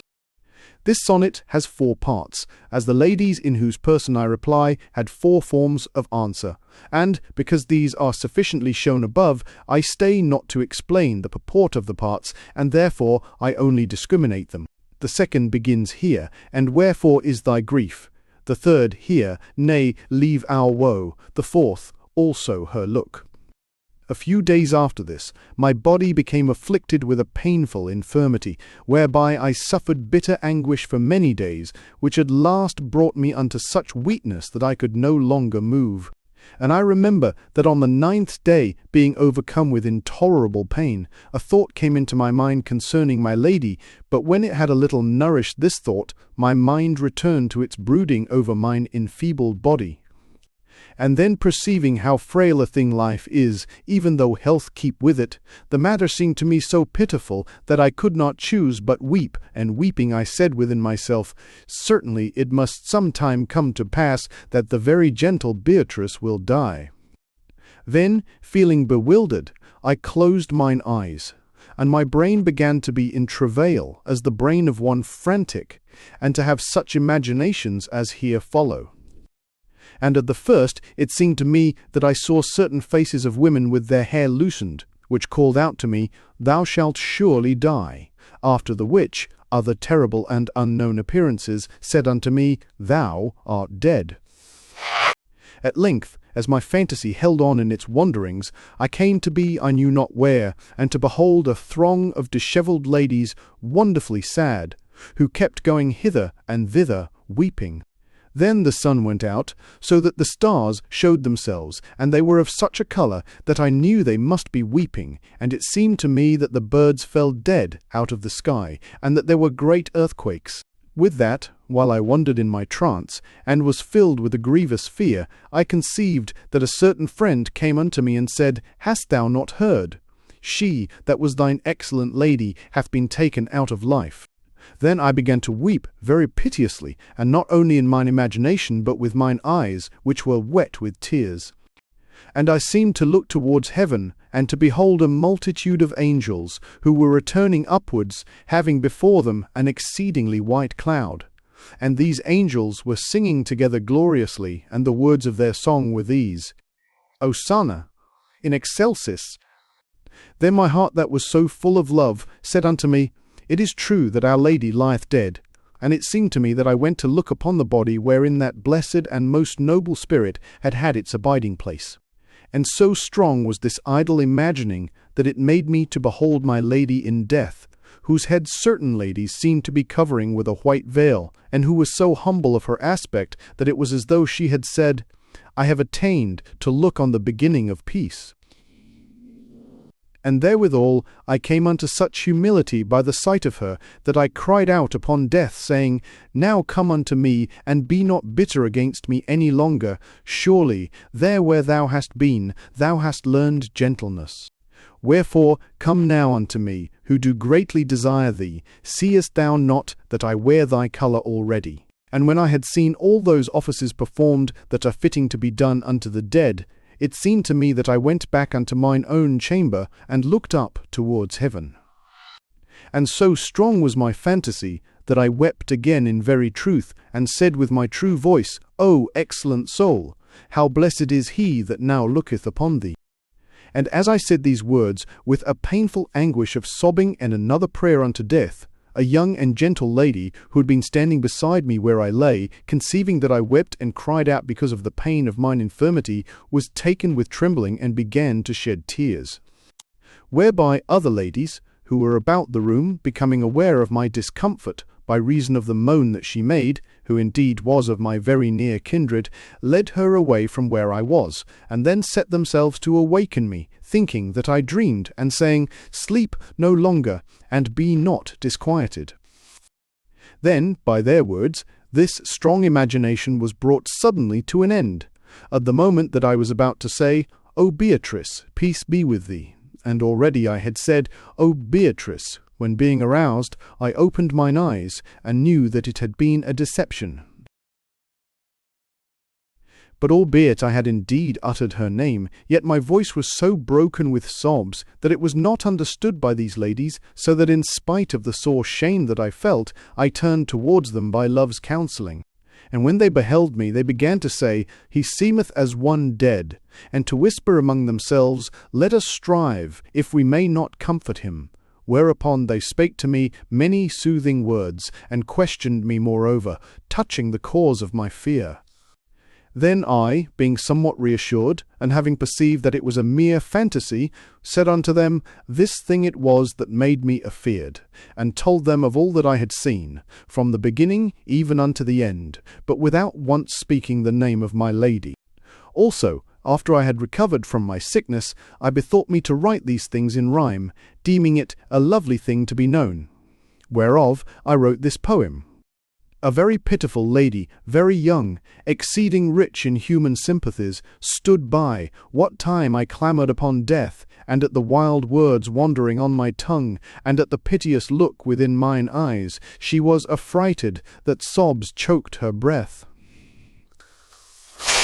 So, by her weeping where I lay beneath, some other gentle ladies came to know my state, and made her go. Afterward, bending themselves over me, one said, Awaken thee, and one, What thing thy sleep disquieteth? With that, my soul woke up from its eclipse, the while my lady's name rose to my lips, and you, and combined, but uttered in a voice so sob-broken, so feeble with the agony of tears, that I alone might hear it in my heart. And though that look was on my visage then, which he who is ashamed so plainly wears, love made that I through shame held not apart, but gazed upon them. And my hue was such, that they looked at each other and thought of death, saying under their breath, most tenderly, O let us comfort him. Then unto me, what dream was thine, that it hath shaken thee so much? And when I was a little comforted, this, ladies, was the dream I dreamt, I said. I was a-thinking how life fails with us. Suddenly after such a little while, when love sobbed in my heart, which is his home, whereby my spirit waxed so dolorous, that in myself I said, with sick recoil, yea, to my lady too, this death must come. And therewithal such a bewilderment possessed me, that I shut mine eyes for peace, and in my brain did cease order of thought, and every healthful thing. Afterwards, wandering amid a swarm of doubts that came and went, some certain women's faces hurried by, and shrieked to me, Thou too shalt die, shalt die. Then saw I many broken-hinted sights. In the uncertain state I stepped into, me seemed to be I know not in what place, where ladies through the street, like mournful lights, ran with loose hair, and eyes that frightened you, by their own terror and a pale amaze. The while, little by little, as I thought, the sun ceased, and the stars began to gather, and each wept at the other, and birds dropped in mid-flight out of the sky, and earth shook suddenly. And I was ware of one, hoarse and tired out, who asked of me, Hast thou not heard it? Said.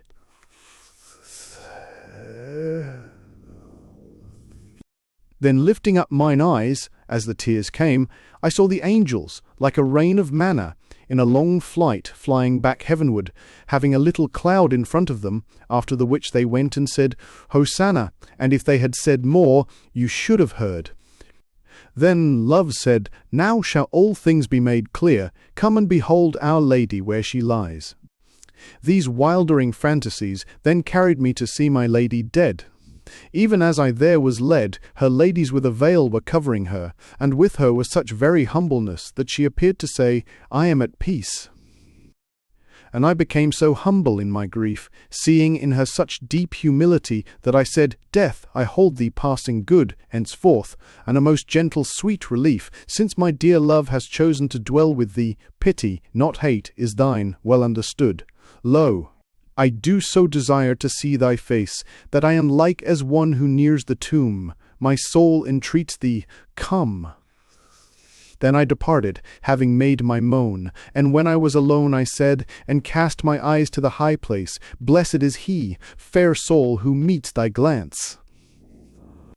This poem has two parts. In the first, speaking to a person undefined, I tell how I was aroused from a vain fantasy by certain ladies, and how I promised them to tell what it was. In the second, I say how I told them. The second part begins here. I was a-thinking. The first part divides into two. In the first, I tell that which certain ladies, and which one singly, did and said because of my fantasy, before I had returned into my right senses. In the second, I tell what these ladies said to me after I had left off this wandering, and it begins here, but uttered in a voice. Then, when I say, I was a-thinking, I say how I told them this my imagination, and concerning this I have two parts. In the first, I tell in order this imagination. In the second, saying at what time they called me, I covertly thank them, and this part begins here, just then you woke me.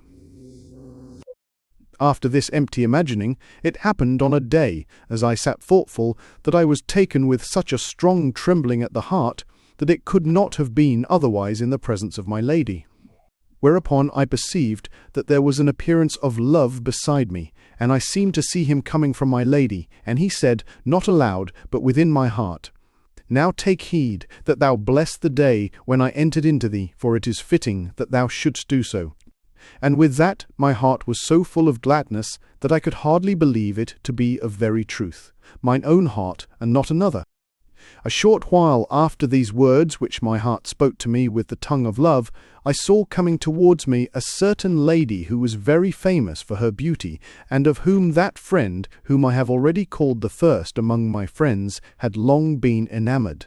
This lady's right name was Joan, but because of her comeliness, or at least it was so imagined, she was called of many Primavera, spring, and went by that name among them. Then looking again, I perceived that the most noble Beatrice followed after her. And when both these ladies had passed by me, it seemed to me that love spake again in my heart, saying, She that came first was called Spring, only because of that which was to happen on this day. And it was I myself who caused that name to be given her, seeing that, as the spring cometh first in the year, so should she come first on this day, 21, when Beatrice was to show herself after the vision of her servant. And even if thou go about to consider her right name, it is also, as one should say, she shall come first, inasmuch as her name, Joan, is taken from that John who went before the true light, saying, Ego vox clamantis in deserto, parate viam domini, 220u. And also it seemed to me that he added other words, to wit, he who should inquire delicately touching this matter could not but call Beatrice by mine own name, which is to say, love, beholding her so like unto me. 21. There is a play in the original upon the words primavera, spring, and primavera, she shall come first, to which I have given as near an equivalent as I could. 22. I am the voice of one crying in the wilderness, prepare ye the way of the Lord. Shah. Then I, having thought of this, imagined to write it with rhymes, and send it unto my chief friend, but setting aside certain words, all wise 23, which seemed proper to be set aside, because I believed that his heart still regarded the beauty of her that was called Spring. 23. That is, as I understand it, suppressing, from delicacy towards his friend, the words in which love describes Joan as merely the forerunner of Beatrice. And perhaps in the latter part of this sentence, a reproach is gently conveyed to the fickle Guido Cavalcanti, who may already have transferred his homage, though Dante had not then learned it from Joan to Mandetta. And I wrote this sonnet. I felt a spirit of love begin to stir within my heart, long time unfelt till then, and saw love coming towards me, fair and fain, that I scarce knew him for his joyful cheer, saying, Be now indeed my worshipper. And in his speech he laughed, and laughed again. Then, while it was his pleasure to remain, I chanced to look the way he had drawn near, and saw the ladies Joan and Beatrice approach me, this, the other following, one and a second marvel, instantly. And even as now my memory speaketh this, love spake it then. The first is christened Spring, the second Love. She is so like to me. This sonnet has many parts, whereof the first tells how I felt awakened within my heart the accustomed tremor, and how it seemed that love appeared to me joyful from afar. The second says how it appeared to me that love spake within my heart, and what was his aspect. The third tells how, after he had in such wise been with me a space, I saw and heard certain things. The second part begins here, saying, Be now, the third here, then, while it was his pleasure. The third part divides into two. In the first, I say what I saw. In the second, I say what I heard, and it begins here. Love spake it then. It might be here objected unto me, and even by one worthy of controversy, that I have spoken of love as though it were a thing outward and visible, not only a spiritual essence, but as a bodily substance also. The which thing, in absolute truth, is a fallacy, love not being of itself a substance, but an accident of substance. Yet that I speak of love as though it were a thing tangible and even human appears by three things which I say thereof. And firstly, I say that I perceived love coming towards me, whereby, seeing that to come bespeaks locomotion, and seeing also how philosophy teacheth us that none but a corporeal substance hath locomotion, it seemeth that I speak of love as of a corporeal substance. And secondly, I say that love smiled, and thirdly, that love spake, faculties, and especially the risible faculty which appear proper unto man, whereby it further seemeth that I speak of love as of a man. Now that this matter may be explained as is fitting, it must first be remembered that anciently they who wrote poems of love wrote not in the vulgar tongue, but rather certain poets in the Latin tongue. I mean, among us, although perchance the same may have been among others, and although likewise, as among the Greeks, they were not writers of spoken language, but men of letters, treated of these things. 24. And indeed, it is not a great number of years since poetry began to be made in the vulgar tongue, the writing of rhymes in spoken language corresponding to the writing in metre of Latin verse by a certain analogy. And I say that it is but a little while, because if we examine the language of Oko and the language of Sikh, 25, we shall not find in those tongues any written thing of an earlier date than the last 150 years. Also, the reason why certain of a very mean sort obtained at the first some fame as poets is that before them no man had written verses in the language of Sikhi, and of these the first was moved to the writing of such verses by the wish to make himself understood of a certain lady, unto whom Latin poetry was difficult. This thing is against such as rhyme concerning other matters than love, that mode of speech having been first used for the expression of love alone. 26. Wherefore, seeing that poets have a license allowed them that is not allowed unto the writers of prose, and seeing also that they who write in rhyme are simply poets in the vulgar tongue, it becomes fitting and reasonable that a larger license should be given to these than to other modern writers, and that any metaphor or rhetorical similitude which is permitted unto poets should also be counted not unseemly in the rhymers of the vulgar tongue. Thus, if we perceive that the former have caused inanimate things to speak as though they had sense and reason, and to discourse one with another, yea, and not only actual things, but such also as have no real existence, seeing that they have made things which are not to speak, and oftentimes written of those which are merely accidents, as though they were substances and things human, astarn or detail the nater to the latter to do the like, which is to say, not inconsiderately, but with such sufficient motive as may afterwards be set forth in prose. 24. On reading Dante's treatise De Vulgari Eloquio, it will be found that the distinction which he intends here is not between one language or dialect and another, but between vulgar speech, that is, the language handed down from mother to son without any conscious use of grammar or syntax, and language as regulated by grammarians and the laws of literary composition, and which Dante calls simply grammar. A great deal might be said on the bearings of the present passage, but it is no part of my plan to enter on such questions. 25. FEEF, the languages of Provence and Tuscany. 26. It strikes me that this curious passage furnishes a reason, hitherto, I believe, overlooked, why Dante put such of his lyrical poems as relate to philosophy into the form of love poems. He liked writing in Italian rhyme rather than Latin metre. He thought Italian rhyme ought to be confined to love poems. Therefore, whatever he wrote, at this age, had to take the form of a love poem. Thus, any poem by Dante not concerning love is later than his 27th year, 2922, when he wrote the prose of the Vita Nuova, the poetry having been written earlier at the time of the events referred to. That the Latin poets have done thus appears through Virgil, where he saith that Juno, to wit, a goddess hostile to the Trojans, spake unto Aeolus, master of the winds, as it is written in the first book of the Aeneid, an Jue, Ineid, Iole, Namque Tibi, etc., and that this master of the winds made reply, tuus, o regina, quid optes, explorare labor, mihi jussa, capicere fas est. And through the same poet, the inanimate thing speaketh unto the animate in the third book of the Aeneid, where it is written, I Dardanida, duri, etc. With Lucan, the animate thing speaketh to the inanimate, as thus, multum Roma tamen debes civilibus armis.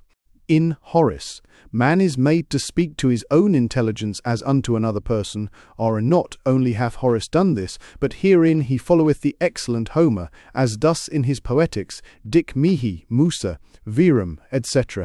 True Ovid, love speaketh as a human creature in the beginning of his discourse De Remediis Amoris, as thus a bella mihi, video, bella parentur, aiti.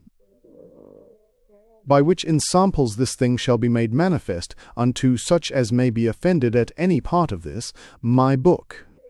And lest some of the common sort should be moved to jeering hereat, I will here add that neither did these ancient poets speak thus without consideration, nor should they who are makers of rhyme in our day write after the same fashion, having no reason in what they write.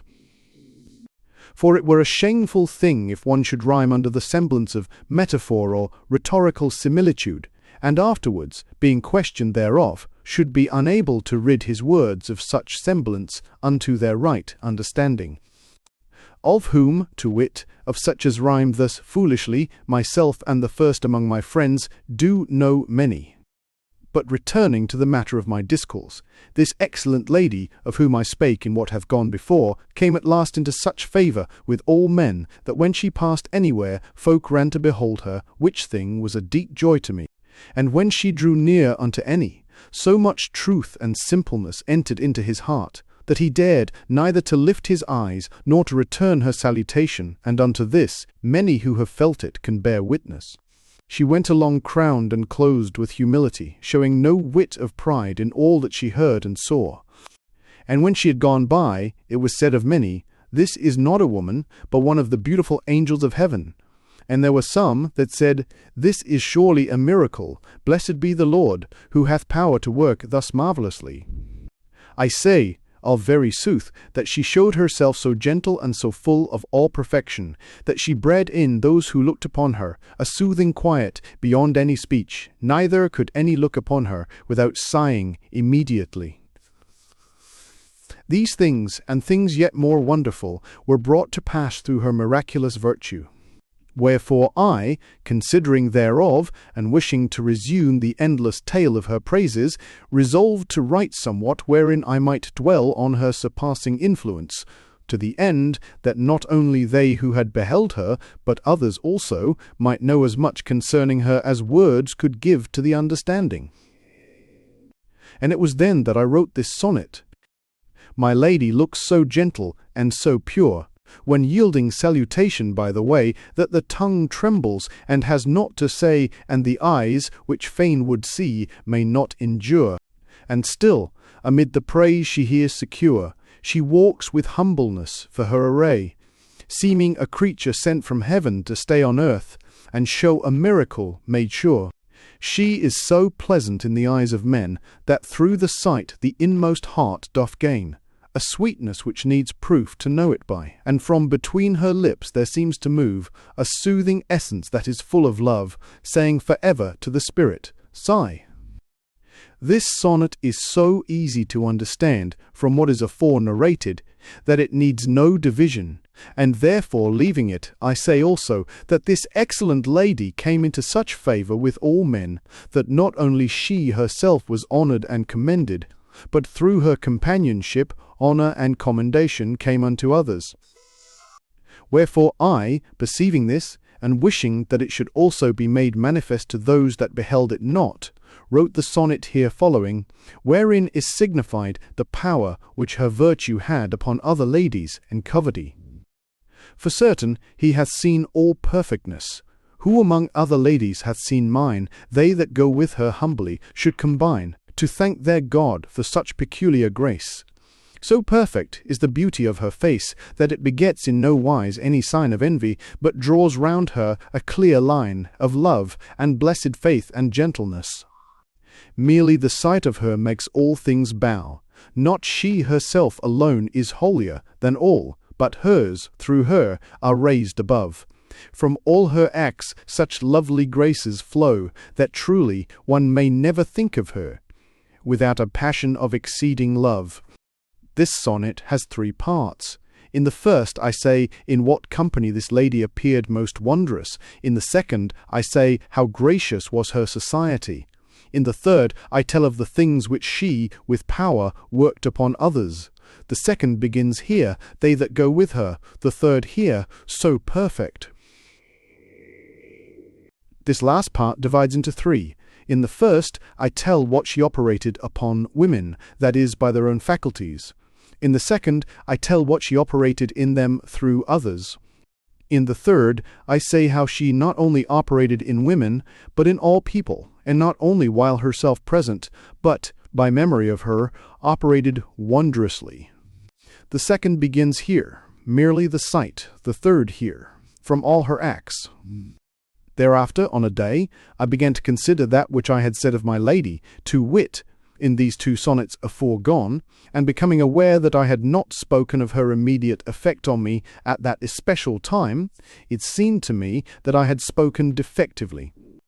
Whereupon I resolved to write somewhat of the manner wherein I was then subject to her influence, and of what her influence then was, and conceiving that I should not be able to say these things in the small compass of a sonnet, I began therefore a poem with this beginning.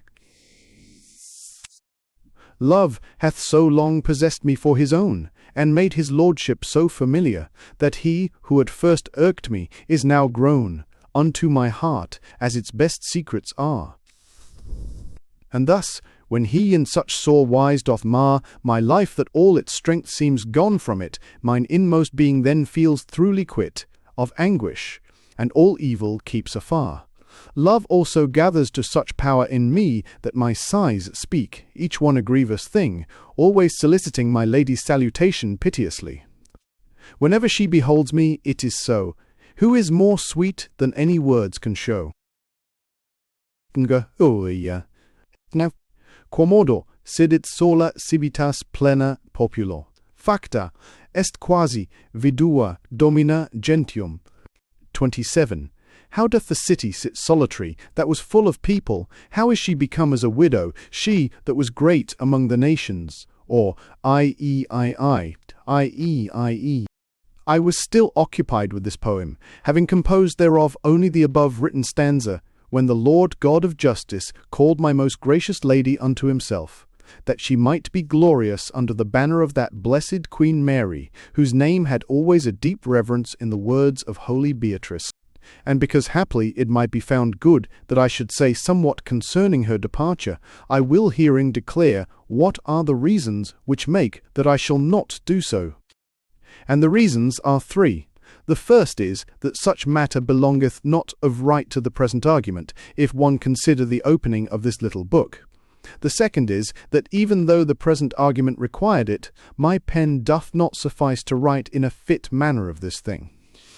And the third is, that were it both possible and of absolute necessity, it would still be unseemly for me to speak thereof, seeing that thereby it must behove me to speak also mine own praises, a thing that in whosoever doeth it, it is worthy of blame. For the which reasons I will leave this matter to be treated of by some other than myself. Nevertheless, as the number 9, which number hath often had mention in what hath gone before, and not, as it might appear without reason, seems also to have borne a part in the manner of her death, it is therefore right that I should say somewhat thereof. And for this cause, having first said what was the part it bore herein, I will afterwards point out a reason which made that this number was so closely allied unto my lady. I say then that according to the division of time in Italy, her most noble spirit departed from among us in the first hour of the 9th day of the month, and according to the division of time in Syria in the 9th month of the year, seeing that Tismim, which with us is October, is there the first month. Also, she was taken from among us in that year of our reckoning, to wit, of the years of our Lord, in which the perfect number was 9 times multiplied within that century wherein she was born into the world, which is to say, the 13th century of Christians. 28. 28. Beatrice Portinari will thus be found to have died during the first hour of the 9th of June, 1290. And from what Dante says at the commencement of this work, viz., that she was younger than himself by 8 or 9 months, it may also be gathered that her age, at the time of her death, was 24 years and 3 months. The perfect number mentioned in the present passage is the number 10. And touching the reason why this number was so closely allied unto her, it may peradventure be this. According to Ptolemy, and also to the Christian verity, the revolving heavens are 9, and according to the common opinion among astrologers, these 9 heavens together have influence over the earth. Wherefore it would appear that this number was thus allied unto her for the purpose of signifying that, at her birth, all these 9 heavens were at perfect unity with each other as to their influence. This is one reason that may be brought, but more narrowly considering, and according to the infallible truth, this number was her own self, that is to say, by similitude, as thus. The number 3 is the root of the number 9, seeing that, without the interposition of any other number, being multiplied merely by itself, it produceth 9, as we manifestly perceive that 3 times 3 are 9. Thus, 3 being of itself the efficient of 9, and the great efficient of miracles being of himself. 3 persons to wit, the Father, the Son, and the Holy Spirit, which, being 3, are also one. This lady was accompanied by the number 9 to the end that men might clearly perceive her to be a 9, that is, a miracle, whose only root is the Holy Trinity. It may be that a more subtile person would find for this thing a reason of greater subtlety. But such is the reason that I find, and that liketh me best. After this most gracious creature had gone out from among us, the whole city came to be, as it were, widowed and despoiled of all dignity.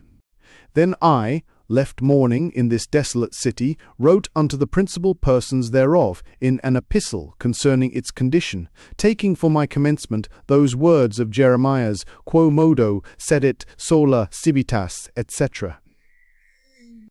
And I make mention of this, that none may marvel wherefore I set down these words before, in beginning to treat of her death.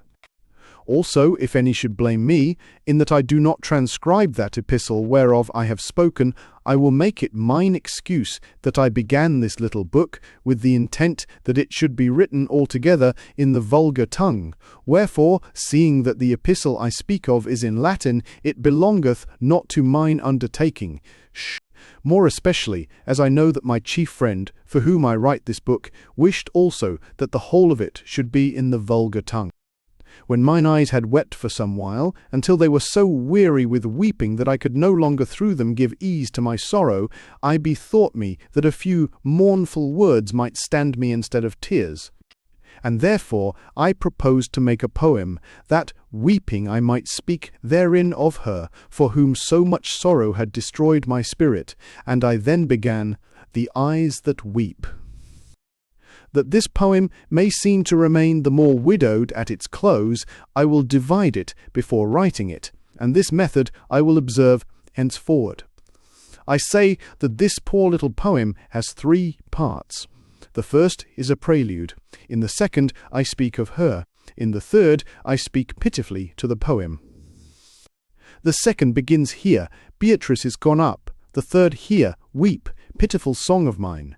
The first divides into 3. In the first, I say what moves me to speak.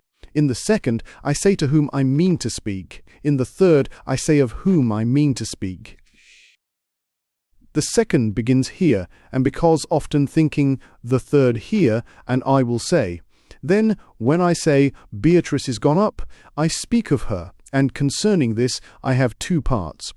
First, I tell the cause why she was taken away from us. Afterwards, I say how one weeps her parting, and this part commences here, wonderfully. This part divides into 3. In the first, I say who it is that weeps her not. In the second, I say who it is that doth weep her. In the third, I speak of my condition. The second begins here, but sighing comes, and grief, the third, with sighs. With sighs, weep, pitiful song of mine, I speak to this, my song, telling it what ladies to go to and stay with. The eyes that weep for pity of the heart have wept so long that their grief languisheth, and they have no more tears to weep withal. And now, if I would ease me of a part, of what, little by little, leads to death, it must be done by speech, or not at all. And because often, thinking, I recall how it was pleasant, ere she went afar, to talk of her with you, kind damosels, I talk with no one else, but only with such hearts as women's are. And I will say, still sobbing as speech fails, that she hath gone to heaven suddenly, and hath left love below to mourn with me. Beatrice is gone up into high heaven, the kingdom where the angels are at peace, and lives with them, and to her friends is dead. Not by the frost of winter was she driven away, like others, nor by summer heats, but through a perfect gentleness instead. For from the lamp of her meek, lowly head, such an exceeding glory went up, hence that it woke wonder in the eternal Sire, until a sweet desire entered him for that lovely excellence, so that he bade her to himself aspire, counting this weary and most evil place unworthy of a thing so full of grace. Wonderfully out of the beautiful form soared her clear spirit, waxing glad the while, and is in its first home, there where it is. Who speaks thereof, and feels not the tears warm upon his face, must have become so vile, as to be dead to all sweet sympathies, out upon him. An abject wretch like this may not imagine anything of her, he needs no bitter tears for his relief. But sighing comes, and grief, and the desire to find no comforter, save only death, who makes all sorrow brief, to him who for a while turns in his thought, how she hath been among us, and is not. With sighs my bosom always laboureth, in thinking, as I do continually, of her for whom my heart now breaks apace, and very often, when I think of death, such a great inward longing comes to me, that it will change the colour of my face, and, if the idea settles in its place, all my limbs shake as with an ague fit, till, starting up in wild bewilderment, I do become so shent that I go forth, lest folk misdoubt of it. Afterward, calling with a sore lament on Beatrice, I ask, Canst thou be dead? And calling on her, I am comforted. Grief with its tears, and anguish with its sighs, come to me now whene'er I am alone, so that I think the sight of me gives pain. And what my life hath been, that living dies, since for my lady the new birth's begun, I have not any language to explain. And so, dear ladies, though my heart were fain, I scarce could tell indeed how I am thus. All joy is with my bitter life at war, yea, I am fallen so far, that all men seem to say, Go out from us, eyeing my cold white lips, how dead they are. But she, though I be bowed unto the dust, watches me, and will guerdon me, I trust. Weep, pitiful song of mine, upon thy way to the dames going and the damosels, for whom, and for none else, thy sisters have made music many a day. Thou, that art very sad and not as they, go dwell thou with them as a mourner dwells. After I had written this poem, I received the visit of a friend whom I counted as second unto me in the degrees of friendship, and who, moreover, had been united by the nearest kindred to that most gracious creature. And when we had a little spoken together, he began to solicit me that I would write somewhat in memory of a lady who had died, and he disguised his speech so as to seem to be speaking of another who was but lately dead. Wherefore I, perceiving that his speech was of none other than that blessed one herself, told him that it should be done as he required. Then afterwards, having thought thereof, I imagined to give vent in a sonnet to some part of my hidden lamentations, but in such sort that it might seem to be spoken by this friend of mine, to whom I was to give it. And the sonnet saith thus, Stay now with me, etc. This sonnet has two parts. In the first I call the faithful of love to hear me. In the second, I relate my miserable condition. The second begins here. Mark how they force. Stay now with me, and listen to my sighs, ye piteous hearts, as pity bids ye do. Mark how they force their way out and press through. If they be once pent up, the whole life dies. Seeing that now indeed my weary eyes oftener refuse than I can tell to you, even though my endless grief is ever new, to weep and let the smothered anguish rise. Also in sighing ye shall hear me call on her whose blessed presence doth enrich the only home that well befitteth her, and ye shall hear a bitter scorn of all sent from the inmost of my spirit in speech, that mourns its joy and its joy's minister. But when I had written this sonnet, bethinking me who he was to whom I was to give it, that it might appear to be his speech, it seemed to me that this was but a poor and barren gift for one of her so near kindred. Wherefore, before giving him this sonnet, I wrote 2 stanzas of a poem, the first being written in very sooth, as though it were spoken by him, but the other being mine own speech, albeit unto one who should not look closely, they would both seem to be said by the same person. Nevertheless, looking closely, one must perceive that it is not so, inasmuch as one does not call this most gracious creature his lady, and the other does, as is manifestly apparent. And I gave the poem and the sonnet unto my friend, saying that I had made them only for him. The poem begins, whatever while, and has 2 parts. In the first, that is, in the first stanza, this my dear friend, her kinsman, laments. In the second, I lament, that is, in the other stanza, which begins forever. And thus it appears that in this poem 2 persons lament, of whom one laments as a brother, the other as a servant. Whatever while the thought comes over me, that I may not again behold that lady whom I mourn for now, about my heart my mind brings constantly so much of extreme pain, that I say, soul of mine, why stayest thou? Truly the anguish, soul, that we must bow beneath, until we win out of this life, gives me full oft a fear that trembleth, so that I call on death. Even as on sleep one calleth after strife, saying, come unto me.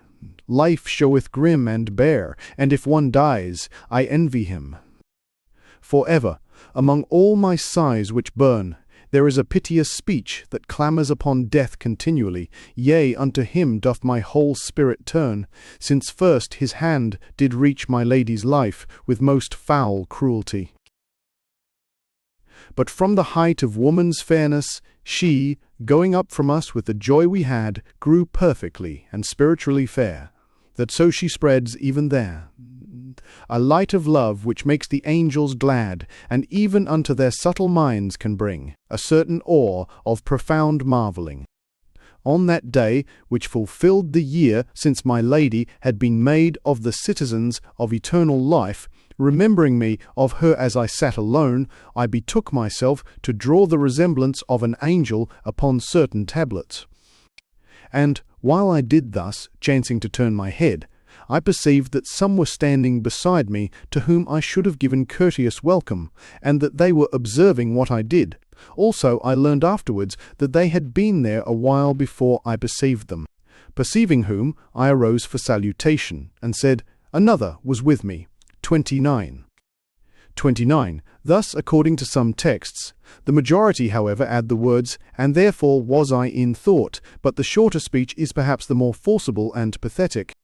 Afterwards, when they had left me, I set myself again to mine occupation, to wit, to the drawing figures of angels, in doing which I conceived to write of this matter in rhyme, as for her anniversary, and to address my rhymes unto those who had just left me. It was then that I wrote the sonnet which saith, that lady, and as this sonnet hath 2 commencements, it behoveth me to divide it with both of them here. I say that, according to the first, this sonnet has 3 parts. In the first, I say that this lady was then in my memory. In the second, I tell what love therefore did with me. In the third, I speak of the effects of love. The second begins here, love knowing, the third here, forth went they. This part divides into 2. In the one, I say that all my sighs issued speaking. In the other, I say how some spoke certain words different from the others. The second begins here, and still. In this same manner is it divided with the other beginning, save that, in the first part, I tell when this lady had thus come into my mind, and this I say not in the other. That lady of all gentle memories had lighted on my soul, whose new abode lies now, as it was well ordained of God, among the poor in heart, where Mary is. And they went forth, forth went they from my breast, that throbbed and ached, with such a pang as oftentimes will bathe mine eyes with tears when I am left alone. And still those sighs which drew the heaviest breath came whispering thus, O noble intellect, it is a year today that thou art gone. Second commencement. That lady of all gentle memories had lighted on my soul, for whose sake flowed the tears of love, in whom the power abode, which led you to observe while I did this. Love, knowing that dear image to be his, etc. Then, having sat for some space solely in thought because of the time that was now past, I was so filled with dolorous imaginings that it became outwardly manifest in mine altered countenance. Whereupon, feeling this, and being in dread lest any should have seen me, I lifted mine eyes to look, and then perceived a young and very beautiful lady, who was gazing upon me from a window, with a gaze full of pity, so that the very sum of pity appeared gathered together in her. And seeing that unhappy persons, when they beget compassion in others, are then most moved unto weeping, as though they also felt pity for themselves, it came to pass that mine eyes began to be inclined unto tears. Wherefore, becoming fearful lest I should make manifest mine abject condition, I rose up and went where I could not be seen of that lady, saying afterwards within myself, Certainly with her also must abide most noble love. And with that I resolved upon writing a sonnet, wherein, speaking unto her, I should say all that I have just said. And as this sonnet is very evident, I will not divide it. Mine eyes beheld the blessed pity spring into thy countenance immediately, a while agone, when thou beheldst in me the sickness only hidden grief can bring, and then I knew thou wast considering how abject and forlorn my life must be, and I became afraid that thou shouldst see my weeping, and account it a base thing. Therefore I went out from thee, feeling how the tears were straightway loosened at my heart, beneath thine eyes' compassionate control. And afterwards I said, within my soul, Lo, with this lady dwells the counterpart of the same love, who holds me weeping now. It happened after this, that whensoever I was seen of this lady, she became pale, and of a piteous countenance, as though it had been with love, whereby she remembered me many times of my own most noble lady, who was wont to be of a like paleness. And I know that often, when I could not weep, nor in any way give ease unto mine anguish, I went to look upon this lady, who seemed to bring the tears into my eyes by the mere sight of her. Of the which thing I bethought me to speak unto her in rhyme, and then made this sonnet, which begins, Love's pallor, and which is plain without being divided by its exposition aforesaid. Love's pallor and the semblance of deep ruth were never yet shone forth so perfectly in any lady's face, chancing to see grief's miserable countenance uncouth, as in thine, lady, they have sprung to soothe, when in mine anguish thou hast looked on me, until sometimes it seems as if, through thee, my heart might almost wander from its truth. Yet so it is, I cannot hold mine eyes from gazing very often upon thine, in the sore hope to shed those tears they keep, and at such time thou makest the pent tears rise, even to the brim, till the eyes waste and pine, yet cannot they, while thou art present, weep. At length, by the constant sight of this lady, mine eyes began to be gladdened overmuch with her company, through which thing many times I had much unrest, and rebuked myself as a base person. Also, many times I cursed the unsteadfastness of mine eyes, and said to them inwardly, Was not your grievous condition of weeping wont one while to make others weep? And will ye now forget this thing, because a lady looketh upon you, who so looketh merely in compassion of the grief ye then showed for your own blessed lady? But whatso ye can, that do ye accursed eyes, many a time will I make you remember it. For never, till death dry you up, should ye make an end of your weeping. And when I had spoken thus unto mine eyes, I was taken again with extreme and grievous sighing. And to the end that this inward strife which I had undergone might not be hidden from all saving the miserable wretch who endured it, I proposed to write a sonnet, and to comprehend in it this horrible condition. And I wrote this, which begins, "The very bitter weeping." The sonnet has two parts. In the first, I speak to my eyes, as my heart spoke within myself. In the second, I remove a difficulty, showing who it is that speaks thus, and this part begins here, so far. It well might receive other divisions also, but this would be useless, since it is manifest by the preceding exposition. One's done bur over, one's done is able. The very bitter weeping that ye made so long a time together, eyes of mine, was wont to make the tears of pity shine, in other eyes full oft, as I have said. But now this thing was scarce remember, if I on my part foully would combine with you, and not recall each ancient sign of grief, and her for whom your tears were shed. It is your fickleness that doth betray my mind to fears, and makes me tremble thus, what while a lady greets me with her eyes. Except by death, we must not any way forget our lady who is gone from us. Hoard tor, oter, and then sighs. And then sighs. The sight of this lady brought me into so unwonted a condition that I often thought of her as of one too dear unto me, and I began to consider her thus. This lady is young, beautiful, gentle, and wise. Perchance it was Love himself who set her in my path, that so my life might find peace. And there were times when I thought yet more fondly, until my heart consented unto its reasoning.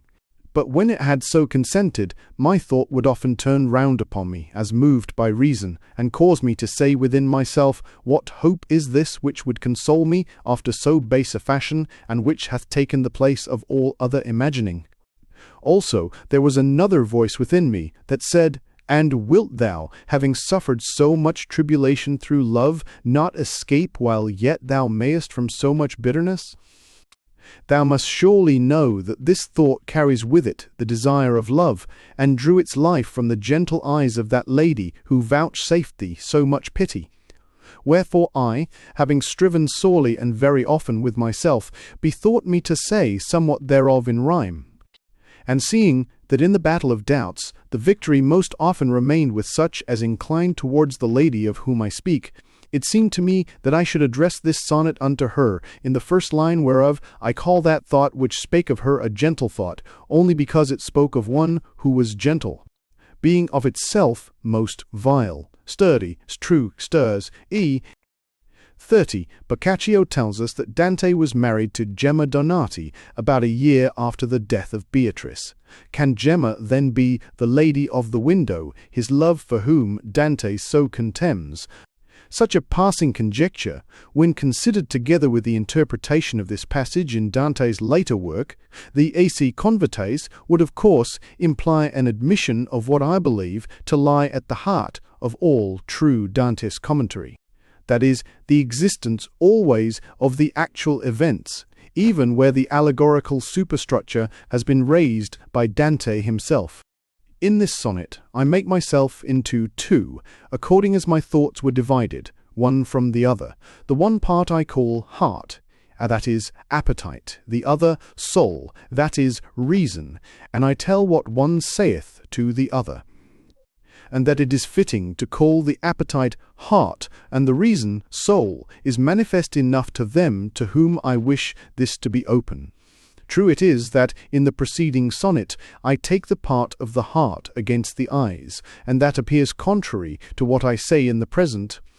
And therefore I say that there also, by the heart, I mean appetite, because yet greater was my desire to remember my most gentle lady than to see this other, although indeed I had some appetite towards her, but it appeared slight, wherefrom it appears that the one statement is not contrary to the other.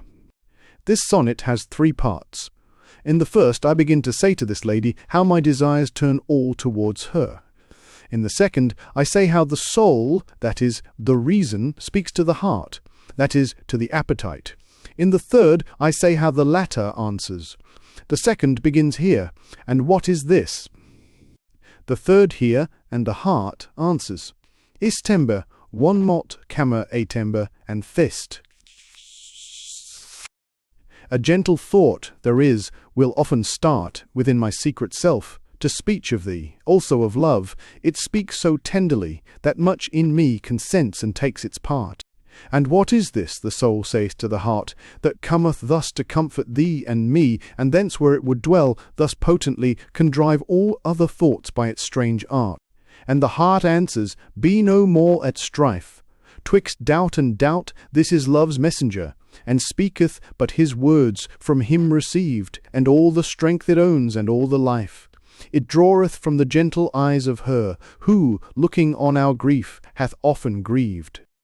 But against this adversary of reason, there rose up in me on a certain day, about the 9th hour, a strong visible fantasy, wherein I seemed to behold the most gracious Beatrice, habited in that crimson raiment which she had worn when I had first beheld her. Also she appeared to me of the same tender age as then.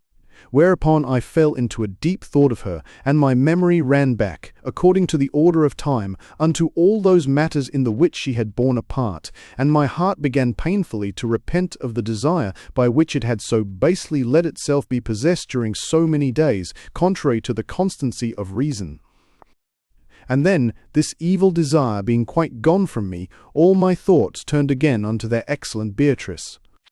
And I say most truly that from that hour I thought constantly of her with the whole humbled and ashamed heart, the which became often manifest in sighs, that had among them the name of that most gracious creature, and how she departed from us. Also it would come to pass very often, through the bitter anguish of some one thought, that I forgot both it and myself, and where I was.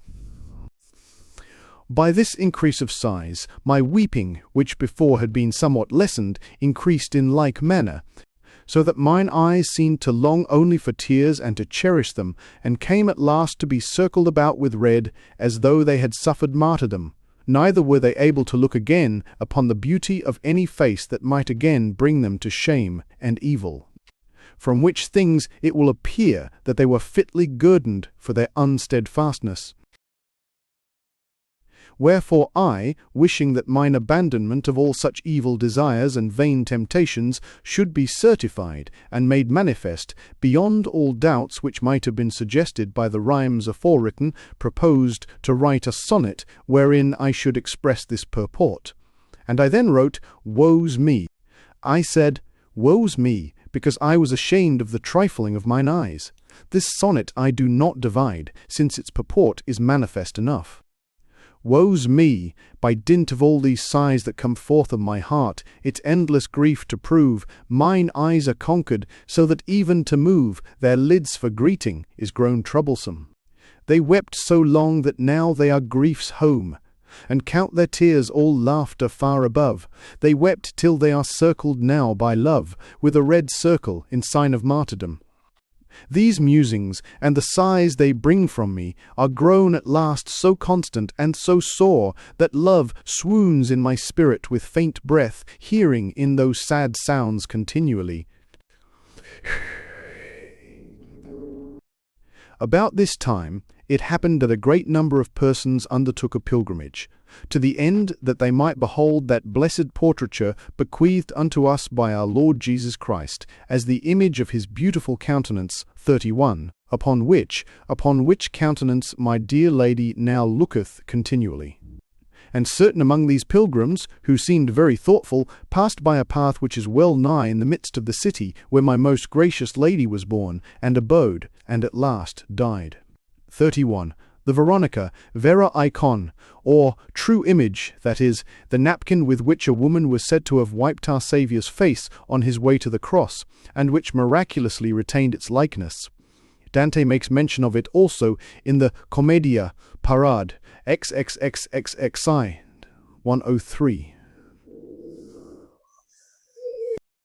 Cau e colli, se fosse di quasi vien, a veder la Veronica nostra, che per l'antica fama non si sazia, ma dis nel pensier.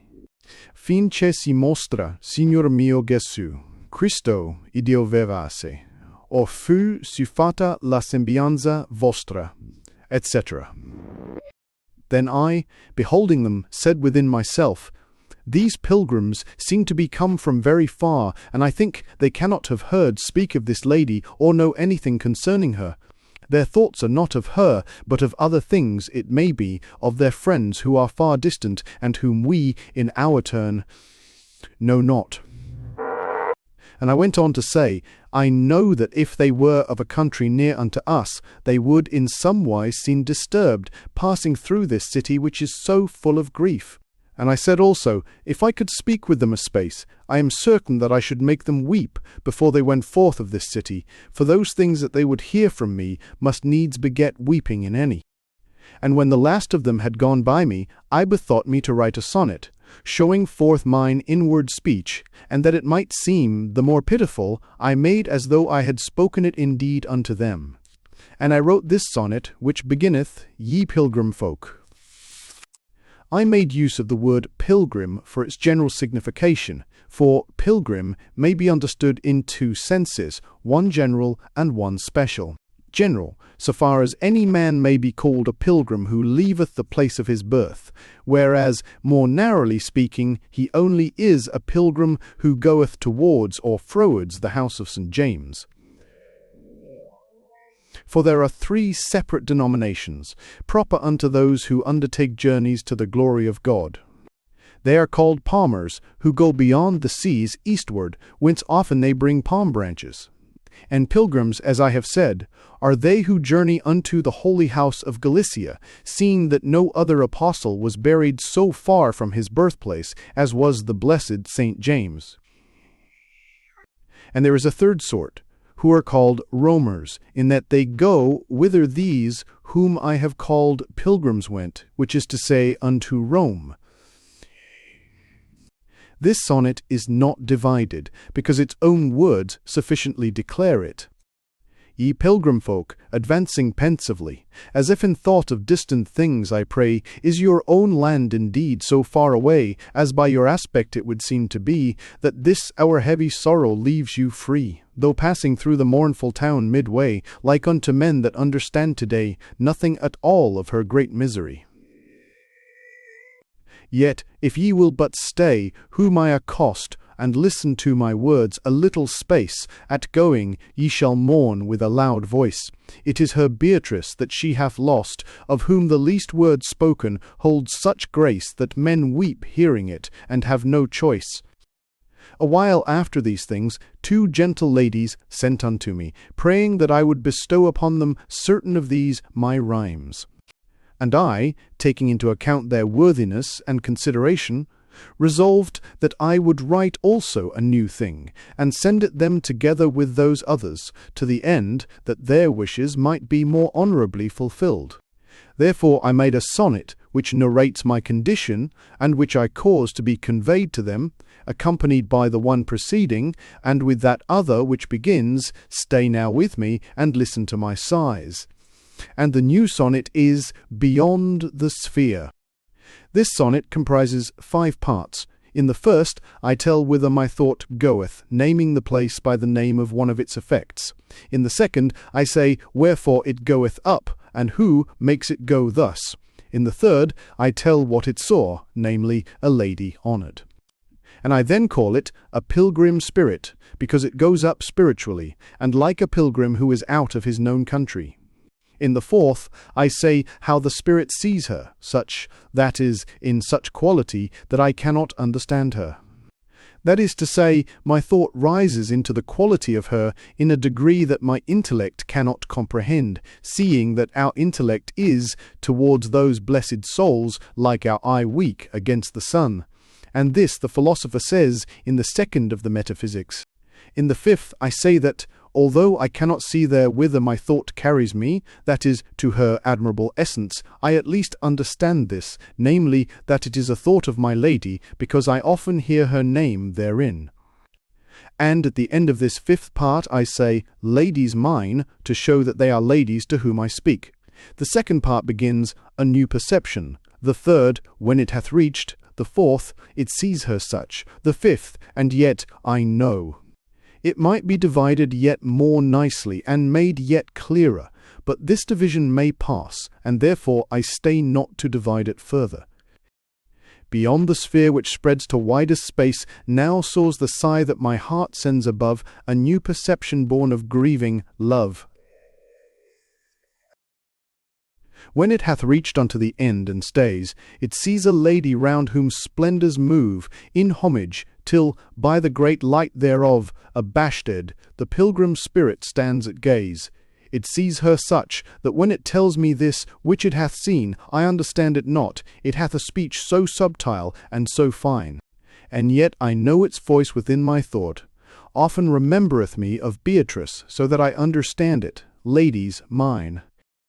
After writing this sonnet, it was given unto me to behold a very wonderful vision, 32, wherein I saw things which determined me that I would say nothing further of this most blessed one, until such time as I could discourse more worthily concerning her. And to this end I labour all I can, as she well knoweth.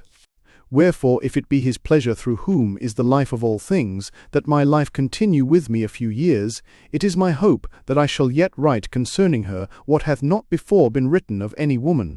After the which may it seem good unto him who is the master of grace, that my spirit should go hence to behold the glory of its lady, to wit, of that blessed Beatrice who now gazeth continually on his countenance, qui est her omnia sacula benedictus, for omnia sacula, whist 3 and crime.